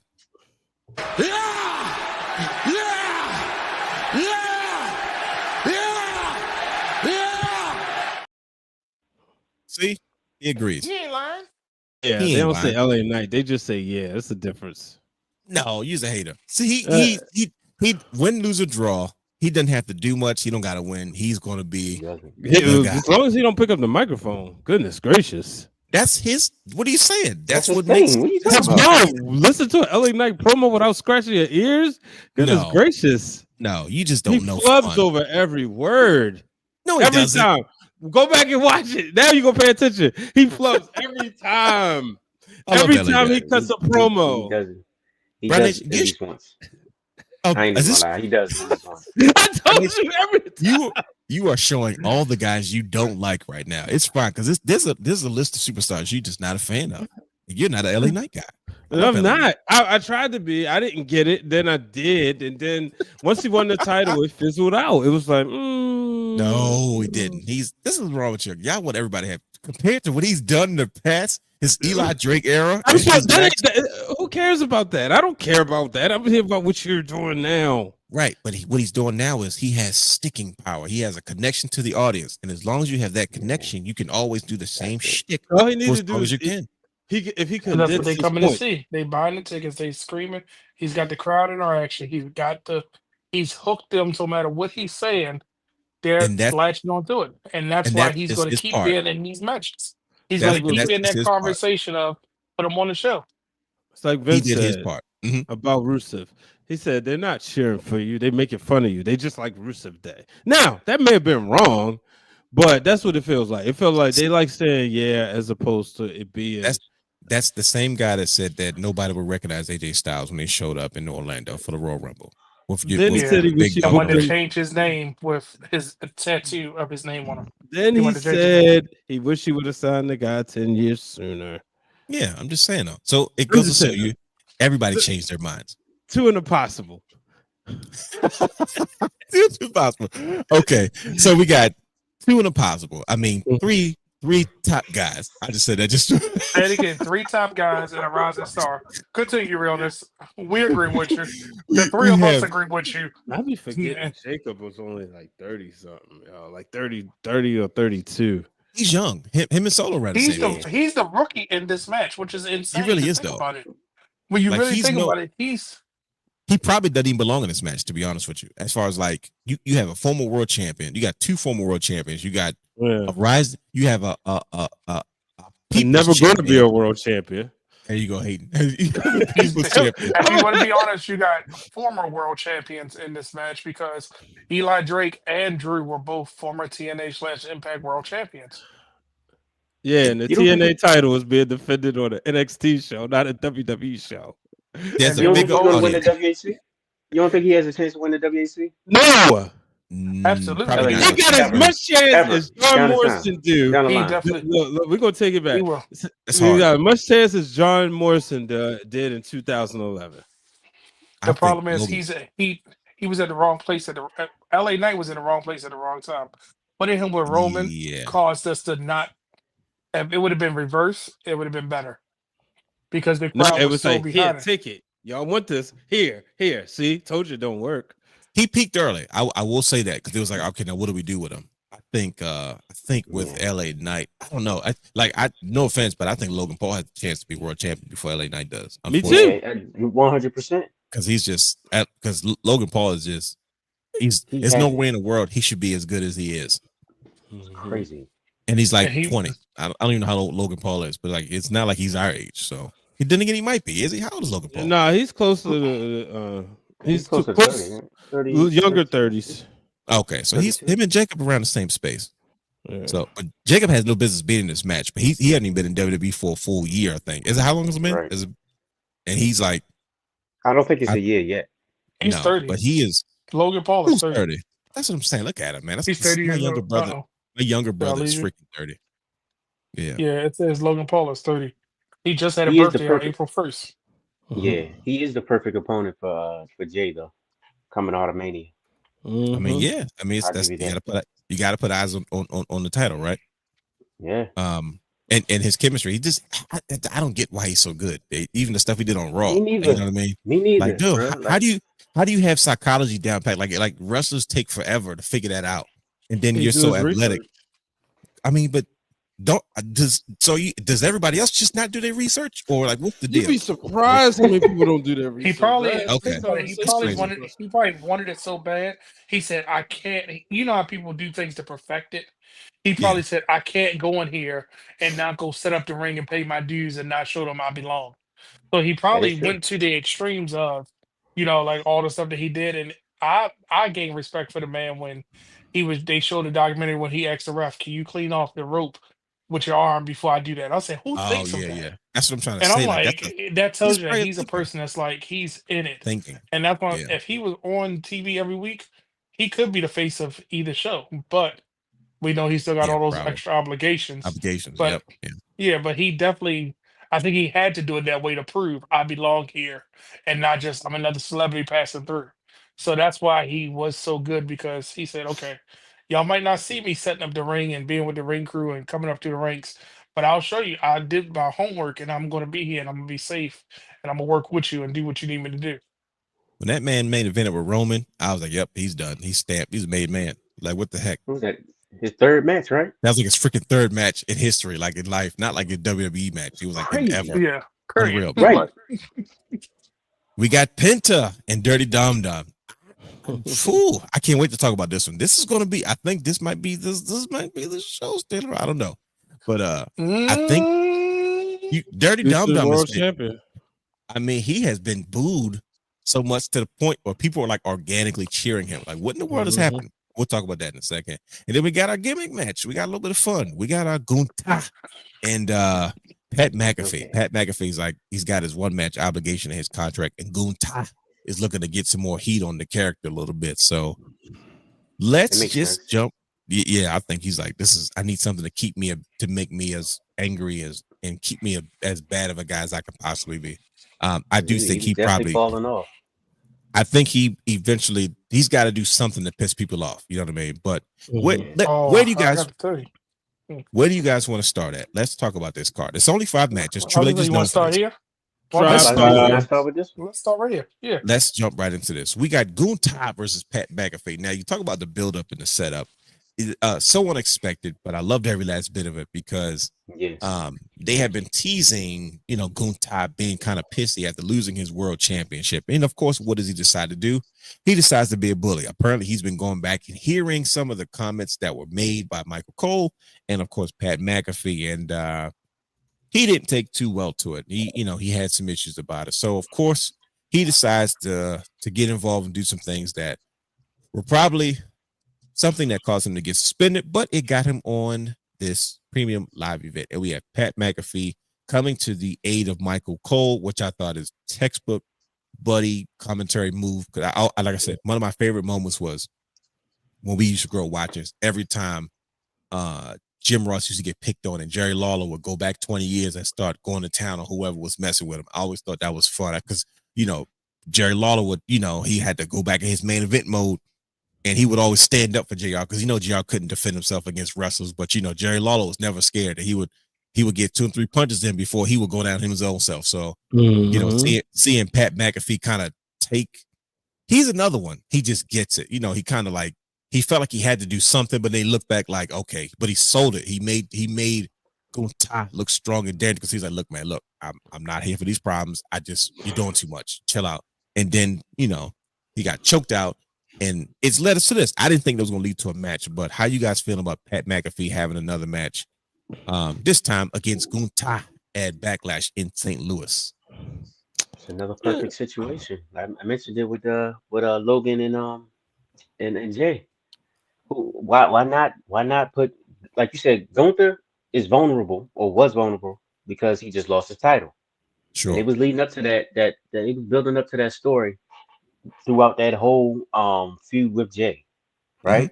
Until he became the ultimate bully and took out Jimmy, right? So it makes sense for him to be upset and take out who? One of the most over guys in the WWE, and he's not even a wrestler, right? It just makes sense. That's the best way for you to get over as the top heel after losing your championship and being one of the most dominant champions ever. Because think about it, he came to the roster and he what is it, 80%? 80% of his time he's been a champion. Yeah. Come on, man. It just makes perfect sense. So I'm interested in watching this match, but I mean, I don't really care for Pat McAfee in the ring, but I'm thinking we just get a squash for sure. Of course, Really? Pat's You think it's going to be a squash? Pat's going to get his licks in. That's yeah. But at the end of the day, Gunther is going to run over him, and that's going to establish him as that big time bully and keep him pushing. I don't know what his next feud is going to be, but he's going to look good going into his next feud. Oh boy. How about you, Brian H? How you feeling about Gunther and Pat McAfee? Pat McAfee's probably got a show to do the next day, so I don't know how much damage is going to be done. But how you feeling about this one? It's like Brother Hugh said, kind of just to reestablish Gunther. I thought Gunther was going to be gone for a while, so I thought he was going to take some time off. I could see this being something where Gunther do something so sadistic that he gets suspended indefinitely. Again? For real. Yeah, like a longer suspension. If Gotcha. knowing he just had a baby and also having that long run as the world Okay. champion. See, I So I thought that think about like, that. okay, come back, sell some backlash tickets. This writes him off TV, huh? Yeah. Okay. So I could see that. But I hope this match don't go no longer than 7 You, minutes. from the minute I asked you, you did not look enthused about this. You were just, well, Did It's the you thing see where it, Brother Hugh? I get it, but I Yeah, don't need yeah. it. Yeah, right. Well, it makes sense now that you said what you said, because I didn't know any of that, but it was like, okay, I just like, all right, I guess they give it us. And I was like, okay, I didn't understand that from the beginning. That's what they were setting this up for, and I was like, well, why are they giving us Gunther and Pat McAfee? Like, I know he beat him up, but how does this lead to a match? But when you put it that way, I'm like, okay, this might be the perfect way to kind of write him off TV a little bit, which will make sense. You know what I mean? Mhm. And if that's the case, I think that's a very creative way to do that. So as intelligent wrestling fans, I think that's why I appreciate this, because like, okay, cool. Because like Brother Hugh said, you kill multiple birds with one stone. You get heat back on this bully, but then you also give him time off, and then when he shows up I again, thought it's you going were to be gonna say just you as dangerous. kill multiple men with one gorilla. No. That whole situation has gone viral. Anyways, you guys ready to move on to the next match? I'm not sure what the heck happened to Brother Guy. His internet must have turned on him. Oh, dang, I didn't even know. Heel turn. Okay. Okay, well, let's go back to this one, because we had a lot to say with this. Brian H is not sold on LA Knight being a superstar. There he is. So yeah, there's Brother Guy. Hi, Brother Brandon. Guy, we figured your internet turned on you. I was like, uh-oh. Yeah, the Wi-Fi tried to connect, and then it said, "No, See? I'm connecting." It was like, "No, I am connecting." I said, "You're not," and it was like, "No, you are." And they said, "Well, something went wrong," and I said, "Oh, okay." Well, let's talk about this match right here, the United States Championship match between Jacob Fatu, Drew McIntyre, Damian Priest, and LA Knight. This is for you, Brian H.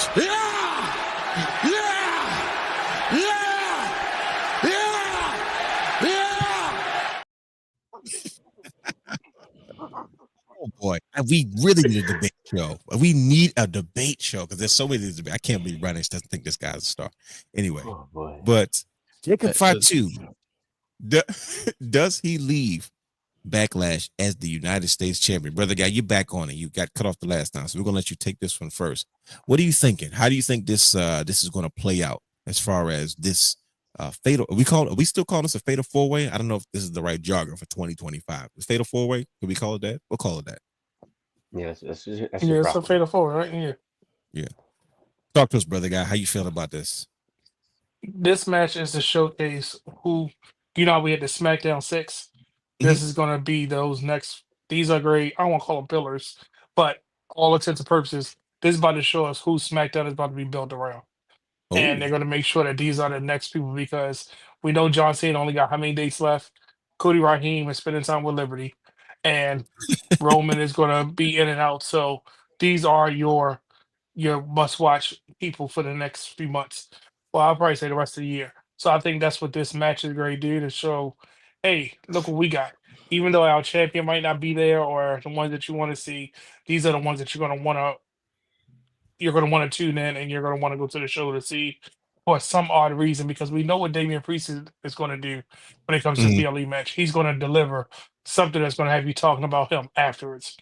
Drew, just give him a microphone and ring the bell. I mean, Bingo. that's period. LA He's at Knight, that he's going level. to get the crowd to it. And he turns it up a notch when it comes to a PLE match. And I didn't notice until Brother Hugh points it out. His PLE matches are much better than his Monday or Friday night matches. And Jacob is going to show the world. I think that they're slowly but surely taking the training wheels off and putting them back on. But now, since he got the title, I think this is when we truly get. Go ahead, Jacob. Do you? Oh, gas, no brakes. Yes. Yeah, we about to See what get I did there? Yeah. I'm up from post to post. So Yeah. I think this is going to be a thing. Come next Friday, we're going to be talking about this match because of the 4 individuals in it. Interesting thing that you said, Brother Guy, and I'd like to know. I want to hear what Brother Hugh has to say about this. You said that this match is probably going to show us who's like. You believe that these 4 men, first of all, are the main pillars of SmackDown. You know what I mean? And I agree. These are all 4 workhorses. You know what I mean? Like these are guys that you can throw out there. These guys can fill up your show really, really well. And you think that win, lose, or draw, we're going to find out not necessarily the outcome of the match, like not necessarily the winner, but we're going to find out who you believe that SmackDown is really going to be built around. And it's interesting how fast Jacob Fatu has jumped over Solo. Solo's almost an afterthought in this situation, but we'll talk about that a different day. Sorry, Brian H. and your bloodline brethren. But brother, you, yep, that's right. You get your turn to talk about it, Mr. Bloodline Man. That's exactly what I was getting ready to go with. That's exactly what I was getting ready to go with. Get over here. You gotta think about where Solo played. What role does he play in this whole thing? I'm telling you, okay. Before you get started, brother, let me ask you a quick question. Now, don't divert your views. I just want to ask this question: am I wrong for saying that it seems like Solo is an afterthought throughout this process with Jacob Fatu? Absolutely. Okay, absolutely, so it's not just 100%. me. Go ahead, Brian H. I can't wait for your rebuttal. No, it's the reason why I disconnected myself from my sports teams because the Orioles acquired the wrong Luis Castillo from the Mariners. The wrong one, right? You saw that? Yeah. That's some foolishness. That's crazy. That's cool. I told y'all last year fire Brandon High, and everybody thought it was crazy, but that was the story. Hey man, hey. But it all depends on what role Solo plays in this whole situation. You're not dunking. I think Lane. No, you're not getting away from that one. I think Jacob comes out on top because he's the dominant guy. That's the guy that you're building. And honestly, he's the hottest ticket on SmackDown right now. Let's be honest. Ooh, right? Bars. Okay. No. But you can also see. You said no. No. Brian H doesn't agree. I can't wait. I can't wait to hear what you have to say, Brian H. Go ahead. No, he said hottest ticket on. I'll proceed with caution. Go ahead. But I could also see them throwing a curveball because maybe we can start building to SummerSlam or, with him and Solo. Oh. Somehow he ends up losing the belt because of Solo. Oh, okay. Now then you have guys like a Damian Priest. You have guys like Drew McIntyre that you can count on to carry that title and make it relevant and keep it relevant, right? Mm-hmm. And tell a good story. Mm-hmm. You see what I'm saying? So I'm kind of conflicted, but I'm sticking with what I said first. Jacob is he's the hottest ticket on SmackDown right now. He is the guy, the future right now, and they're gonna keep the title on him. I'm mad you guys didn't mention. Just hope Solo don't inadvertently cause on the title because I think it's too soon for that. I didn't say LA Knight because he had his chances. Okay, yeah. I mean, he just had the title. Didn't even sell that belt. I'm just saying, nobody talks like let's be honest. But he had his chance with the title. So all right, get it off of him.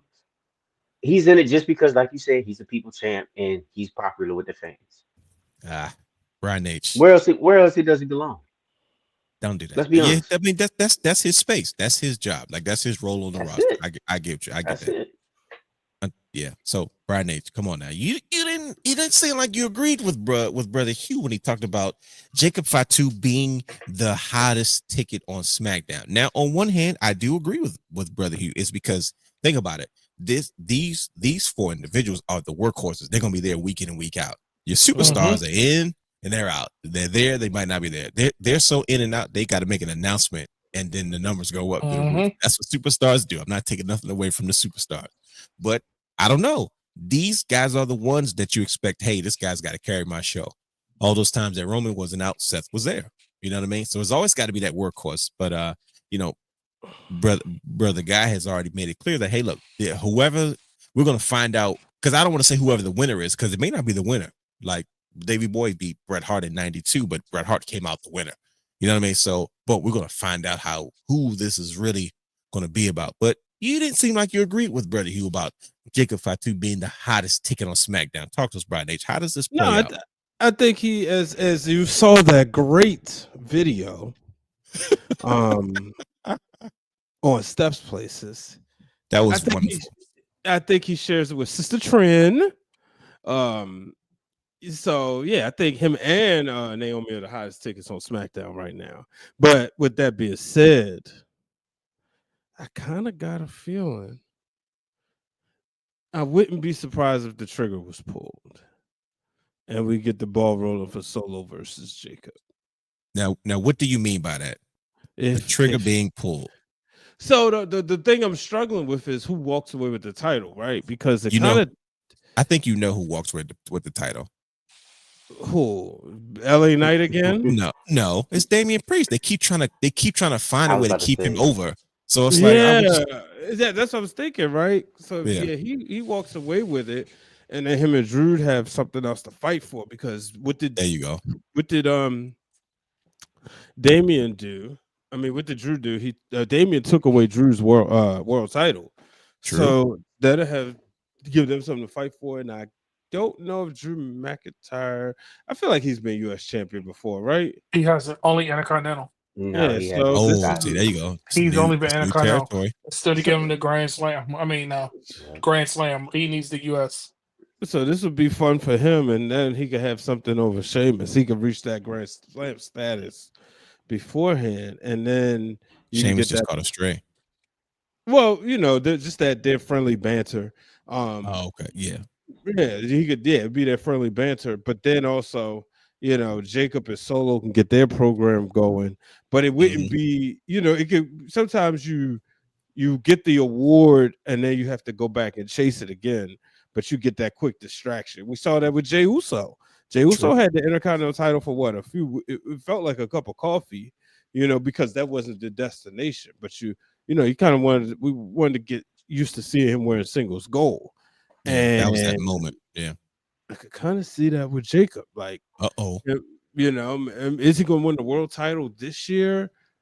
If John Cena wasn't in the way and it wasn't about Cena's last stands, he probably could. But we got to go through that process. So he could be in 2026 a WWE champion. But I'm nervous that Solo causes him or inadvertently causes him, and that gives us the program. And I'm just desperate because they keep teasing it, and plus with the whole Nick Aldis sprinkling and Triple H dust on us. So now that's another thing too. It's like he's sprinkling for a reason. True. It's a great way to keep Solo strong. He hasn't been pinned, has he? No, he's been kind of he's been kind of quiet since he lost. He's been loud as far as talking in front of Jacob, being obnoxious with his movements, and taking credit for his success too, though. Yeah, and that's an easy story to sell because it's like, yo, chill out. But he's like, no, I was here first, and I showed you the way. No, you didn't. It's a whole lot of back and forth. Again, something that's relatable. It's speaking of relatable, I think there's a lot of authenticity to it, right?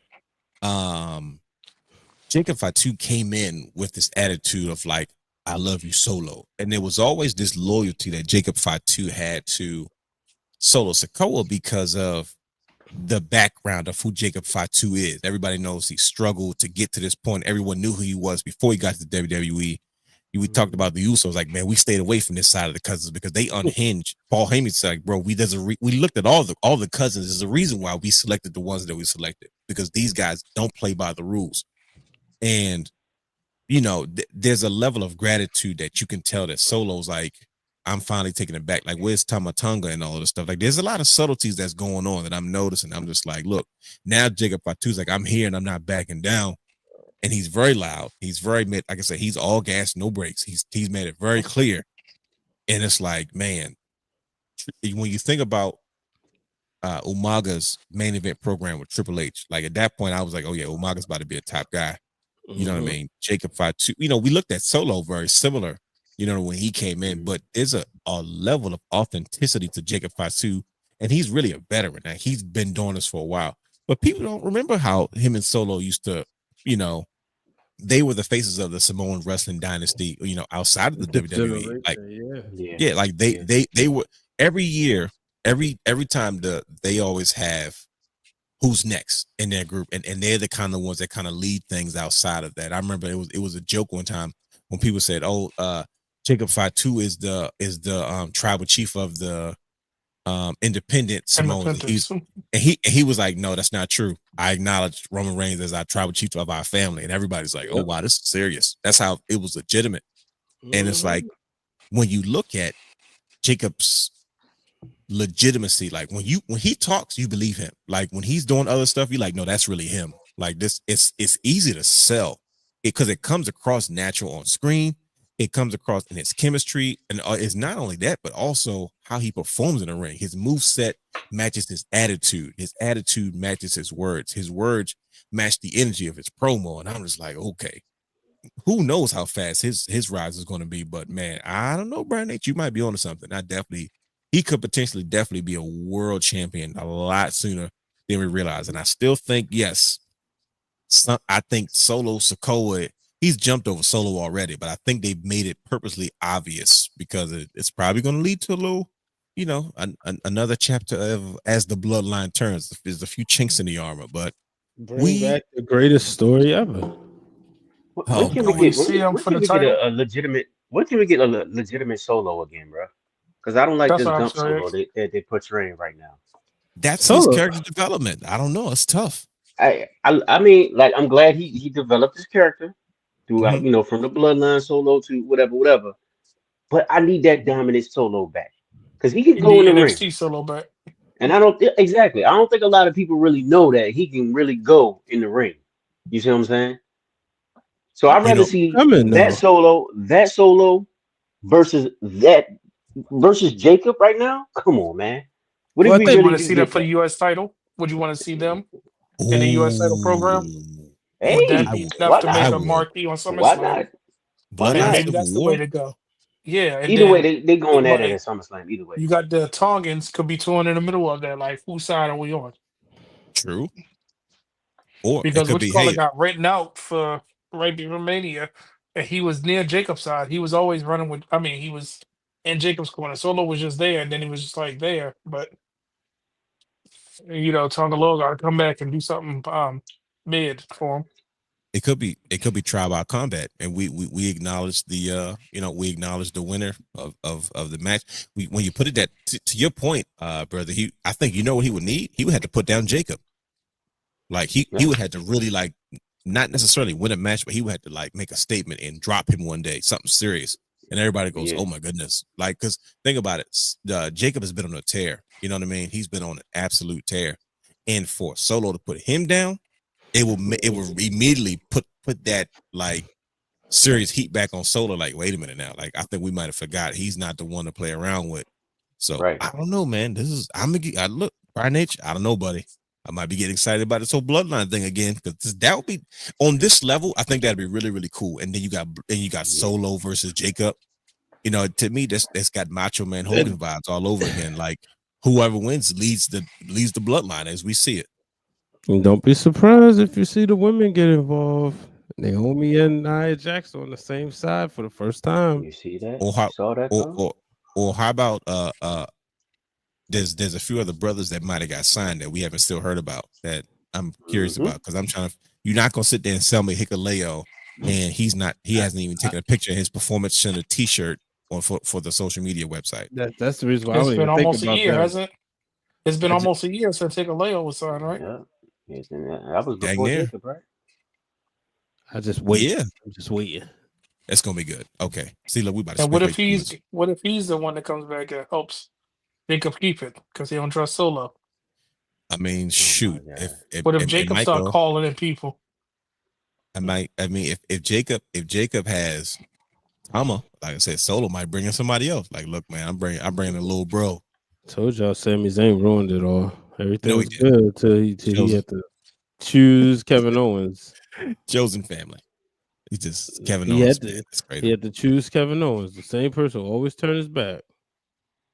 In all fairness, he was due for one. How many times has Kevin Owens turned on freaking Sami Zayn?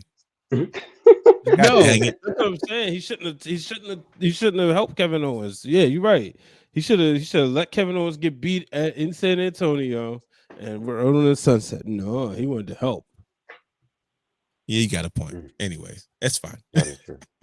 Because Kevin Owens is a terrible friend. You don't need enemies when you got friends like Kevin Owens. No, But not at all. we're going into this match, and we'll move quickly because we got to wrap this up. We once again, this is the rise of Lyra Valkyria. The fact that she's even in this match in the first place is like, here you go. We stand with another one.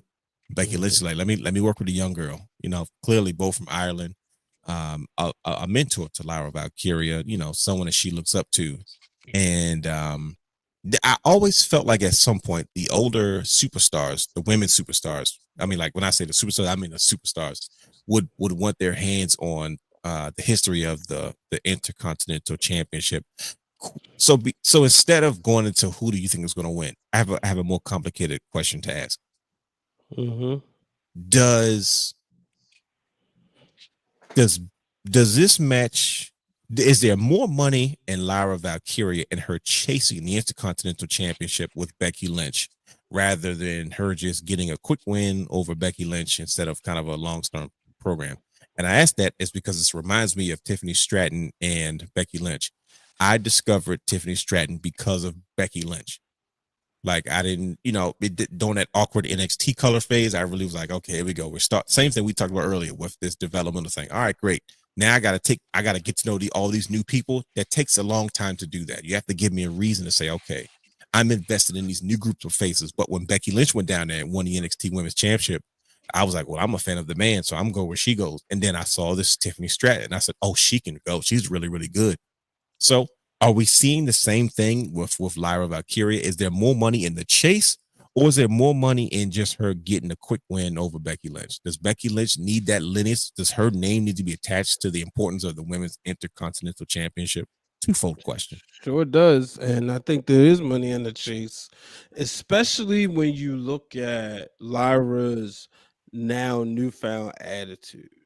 The fact that she's like all fired up, that can only stay for so long when you're a champion, right? So now she loses, and I can't help but think who went down on Monday. It was Becky Lynch. And then she said, out of all people, Becky, like you said, using the podcast, saying, y'all compare me to the scummiest person on the earth, Hulk Hogan. So, she's tired of being called Becky Hogan, but guess what? She gonna pull a Becky Hogan moment this weekend when she wins that Intercontinental Championship. And then that's where the chase begins. That's like I said, remember earlier, I said Bayley gets involved. Bayley will chase it. You may even see them two exchange it. And that will put over the championship as well, having 2 4-horsewomen feud over that title. Because to me, I felt Chelsea did a better service to the United States Championship than what Lyra was doing.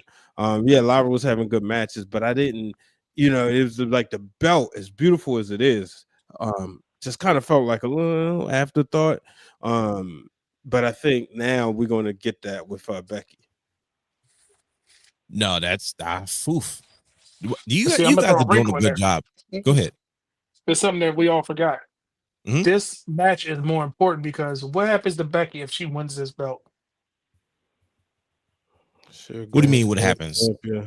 She becomes the first true Grand Slam champion. Oh, and my you think gosh, Bayley wow. gonna let that happen? Because Bayley is the first Grand Slam champion until this new bracket came out. So, as much as Triple H say Bayley has put stuff on the back, I think that the match is going to be more important as to, no, I'm not helping Lyra. I need to stop Becky because I need that belt. And Becky is the one that took me out of Mania. So why not keep that story going that, and not necessarily to repeat the whole I'm an afterthought, but it's going to be a thing where I want the belt, and we're going to get that Becky and Bayley feud with Lyra in the waiting to see who's going to face me because I've beaten both of them now, one way or the other. You get what I'm saying? So it's going to be a thing where I need to be the first Grand Slam champion because Becky can always pull out that. You remember how she had that promo? I'm tired of being this, and Lyra kind of mentioned it on Monday when she said, "So what? You were the first SmackDown Women's Champion. So what?" And I was the first Intercontinental, and I was like, "Oh, they're teasing something." So I think that's what we're going to have more of an issue or more of a storyline because Bayley said it on Chris Van Lee. She doesn't know what it is, but she's always gun ho to do something. But maybe she should start saying no and start doing certain things. And it's a reason we haven't seen her. I think we see her on Backlash. So Brother Hugh, do you agree? You think this is all a setup for something bigger for Becky Lynch? Them storylines that Brian Angel was talking about, these important moments for the women. I'm more in line with what Brandon said for the Mhm. simple fact that like if Lyra loses, what's next for her? You know what I'm saying? Because then I feel like you move on to Becky and Bailey straight up, and then Facts. That's what the money is. Lyra, you know what I'm saying? Lyra's an afterthought, right? Sure. And I feel like this whole program is based around building Lyra because, like we said, she was an afterthought as IC champion. Mm. Mhm. Let's be honest. She Yeah, wasn't as create. She's not as creative as Chelsea Green was with the U.S. Championship, right? that's true. Especially So, with a little bit of so time that she has. exactly. So Yeah. I agree with Brandon. I believe Bailey's coming back. She's going to cost Becky. They're going to feud, but Lyra's still in the mix. Why? Because she's champion, and Hmm. that's the end goal to be champion. You see what I'm saying? I don't know how it's going to play out at the end, Hmm. but that's what we're going to get. It's going to be a little triple threat, triangle, whatever you want to call it, between those three right there. Triangle of feud. But Becky has never beat Lyra, right? Lyra didn't pull that out of her bag yet because she's the one that beat Becky for the title. They still haven't mentioned that. There's a little bit of history Exactly. there. And I Hmm. think there because of that history, I think that definitely probably, I don't want to say it adds a wrinkle to it, but I think it kind of it gives you the option to continue in one direction rather than, like you said, jumping into the next. This is good. You guys, listen to me. This is why I'm glad we do the show. I was not this excited for the pay-per-view, but you guys have given me a reason to say, you know what? Now I'm going to pay a little bit more attention to what's going on here, though. But as we keep moving on, because we're going to wrap this up, though. But Yes, Dirty sir. Dom Dom, I think this could potentially be a show stealer. You don't like Penta's music still? You said who? Penta? Penta. What's wrong with it? The crazy part is You mean Penta. I'm so happy for Penta. Period. I'm not even worried about his music. His interest is good. Like he found Yeah. the things that work, the things that I stick. like I his didn't even know. music because I don't I didn't like even Ray know this Phoenix music. music. Yeah, I like it because I don't like Ray Phoenix music is actually worse. So I'm okay with Penta music now. So I'm like, we could have had that. I'm okay with this. It's like, Well, I okay, don't let's care. let's just be Both of grateful. them suck. So whatever. nah, Penta is that's one of those. It's the package. You gotta like when you Yes. see it Okay. and him doing the dance, and then especially when he Yeah. do the dance on the table, because I was just like, okay, it's the music, whatever. But I remember Ben, he went to the Raw premiere in the Netflix premiere, and he Yep. was LA. like loving it. And I was like, why you love this music so much? So then when I went to Raw, and I was like, no, WrestleMania, and I was like, oh, okay. And then watching him do the dance, The it's package. the whole thing. Yeah, because first, the dance wasn't on purpose. He's like, I was just doing what I was feeling, but the fans were crazy over it. And I think, And that's what and happened. he didn't do it he didn't do it like the next time he saw him. But I think somebody backstage like, listen, man, do that little thing when you walk out there, like you do the little shimmy Mhm. thing you And did, he started when he coming into the arena now. Every time they carry on, he's like, no, look at me. This is cool. bro. That's It caught on that real is fast. that's the beauty of the WWE, man. It's these subtle nuances that can get you over. You know what I mean? So Mhm. is there a chance that Dominik Mysterio loses this championship to Penta at Backlash? Because this one, to me, this can go either way. And the No. reason I think hold on, Dude, time don't out. say you really fair. Hold on. 'Cause I think this can go either way. And simply because of, I was going to say because of Finn Balor. I don't trust Finn. I never have. And he is one step away from just destroying the Judgment Day inside out. I don't think it's going to be as fast. JD McDonough just got back. But I don't trust Finn when it comes to Dirty Dom's newfound success. And I'm like, I can see him losing to Penta because Penta is like, man, he's on the same level as Jacob Fatu, maybe a little bit more, but it's just like people are so familiar with them. It's like, it's no reason to wait and draw this out. Like, just give the people what they want. And you're talking about putting the title first, but Dom is doing it. As short as his reign is, it looks good around him. Like it makes sense for him to have it. It's like he's a workhorse too. As I know he gets so much heat for his character, but like don't sleep on Dominik Mysterio's what he provides in the ring. I think these guys probably going to steal the show. But brother Hugh, you don't agree. What's How are you feeling about this? Because I heard he's like, no. Come on, talk to me. Come on, man. After that pop at Mania, you're gonna So, have him give up the belt. I don't care. Like, I don't care if it is Penta. He doesn't give up the belt right away. I know, but think about it You know though. what I'm saying? Is it more about the pop or is it more about the heat they will put on Finn for that very reason that you just said? Like this is the fans finally get behind them, and then Finn goes, nope, screw that. What that will put a lot of what's more important, heat on It Finn would. or I It don't would. know. So what are you thinking? It would, but I'm still sticking to what I said. You don't take it off of Dominic right now. You know what I'm saying? Because look, you got to remember, there's a luchador killer out there by the name of Grande Americano. Oh, That's I out forgot here. all about him. You see what I'm Oh saying? man, Our new speed I champion, dig right? you. He's He's out Oh, is definitely a he? there. speed He champion. won. He's out Yes. there He lurking, speaks. and he's yes, he won, and He beat Dragon Lee of he's all beefing with people. all luchadors. So he's taking out Penta because he has a personal beef with Penta right now, right? He and Dominic is the guy. He's one of the next guys up in the He's definitely up WWE. next. You don't take it after that moment that he had WrestleMania. You don't take it off of him right now. I think you keep it on him so you can build between him and Finn. You drag it out just a little bit longer until you get into SummerSlam. Then Okay. that's when those two have that big match, Oh, and you can figure that out might be good too. But something for Penta brother, to you. do because huh? What if Dominic is in the Money in the Bank match? Oh, see, See, I Mhm. was thinking wrinkle, Penta for Money in the Bank. Only reason I'm wrinkle. saying That's what I was Penta thinking. because you can still teeter him to what he want to do. You know what I mean? Like you could say, where do you? Because I'm just thinking, long term, that's the way to get him and Ray together on the same show. But That's I don't know. yeah, I just think that he could have the briefcase.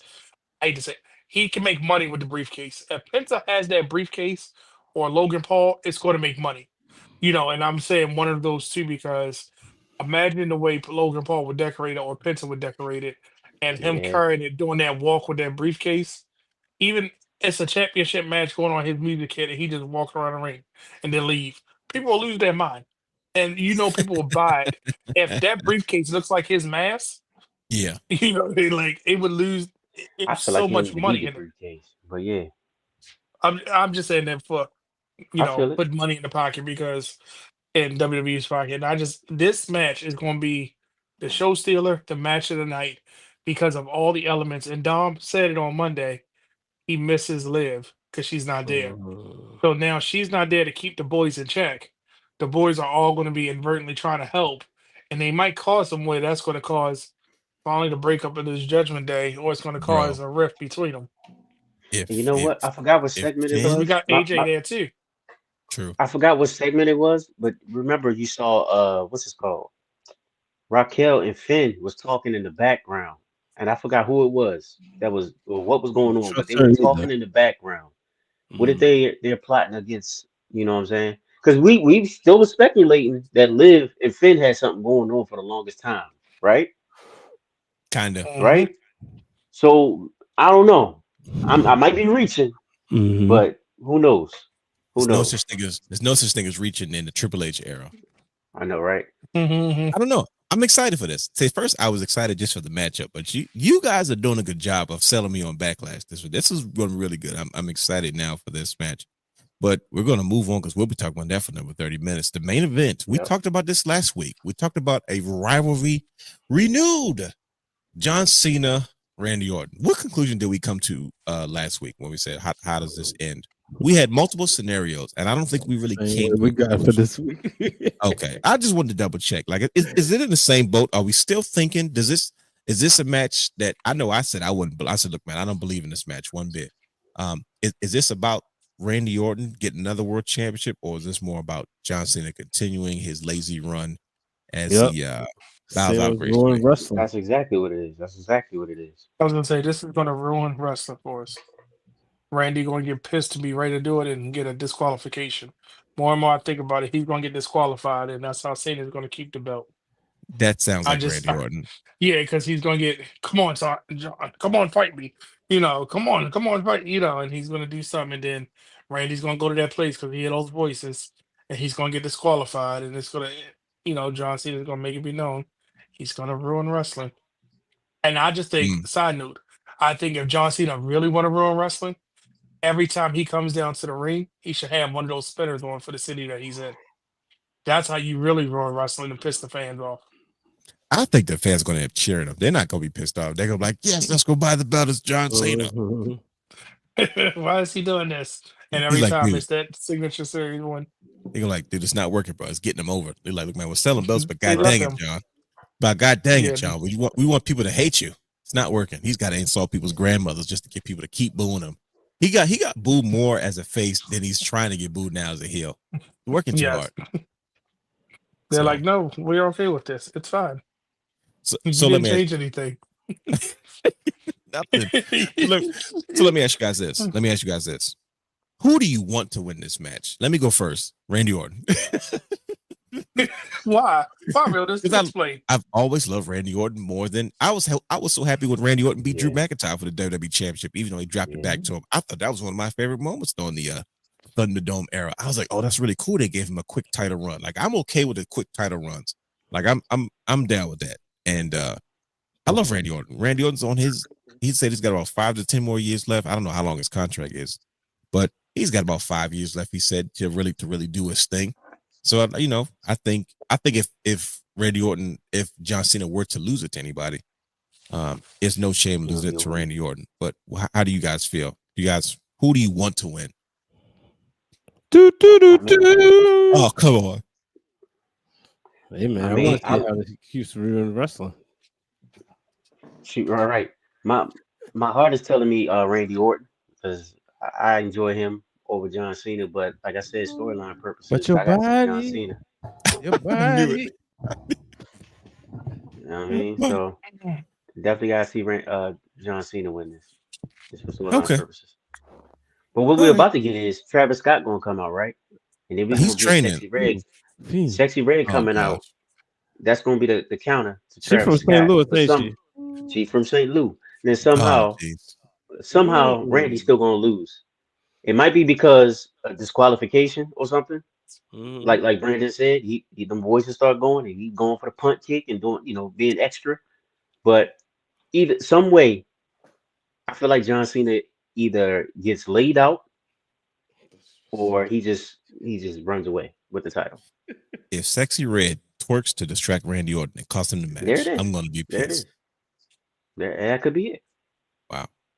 She has to come out to get it sexy though. Either Then that she or gotta drop it. something. Who knows? Shawn Michaels, come to daddy, sugar. I said, Hey, what are you Shawn doing? Michaels he's trying to talk her talk. I said, look at him working the work. I said, look at him. Come to daddy, sugar. Right. Shawn Michaels probably didn't know who the heck she was. That's cool though. That's all right. Shout out to Shawn Michaels. Bow, bow, bow, bow, bow, bow. You know what I mean? WWE Backlash in St. Louis, Saturday, May 10th at 7 p.m. Eastern Time, 4 p.m. Pacific Time. Man, I appreciate you, brothers, man, because like I said, it's not that I wasn't excited for Backlash, but I didn't know exactly what to expect. But you know what? I have gone into this pay-per-view, this PLE, with a renewed mind and a fresh focus that I'm going to be excited to kind of follow as we go into this first PLE after WrestleMania. But I appreciate you guys. I know we went a little bit over, but it is okay. I try to keep it short and it never works. But in the meantime, follow us on all of our social media platforms at Wrestling Realm. Subscribe to our Patreon, our Twitch, and our YouTube channel at The Wrestling Realm, youtube.com/Wrestling Realm. Don't forget to follow Championship Culture on Instagram at Championship Culture _. There will be a special announcement, apparently around 12 p.m. maybe or so, tomorrow after the release of this particular episode. Man, I'm excited for Backlash. I hope you guys are too, but we are going to get out of here because we have kept you long enough. But this has been absolutely fun, brothers. Good goddamn show, man. I'm telling you, you guys give me new insight every time I step foot in this arena, and I'm enjoying myself, and I hope the people are enjoying themselves as well. But without further ado, we're not going to hold you any longer. We are out of here. Wrestling fans, always, always, always, no matter what, stay wrestling fans.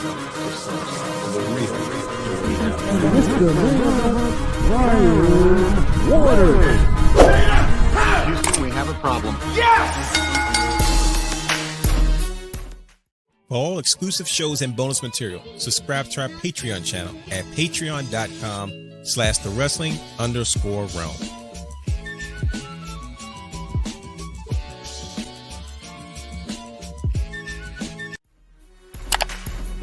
You can watch all of our Wrestling Realm content anytime on youtube.com/thewrestlingrealm.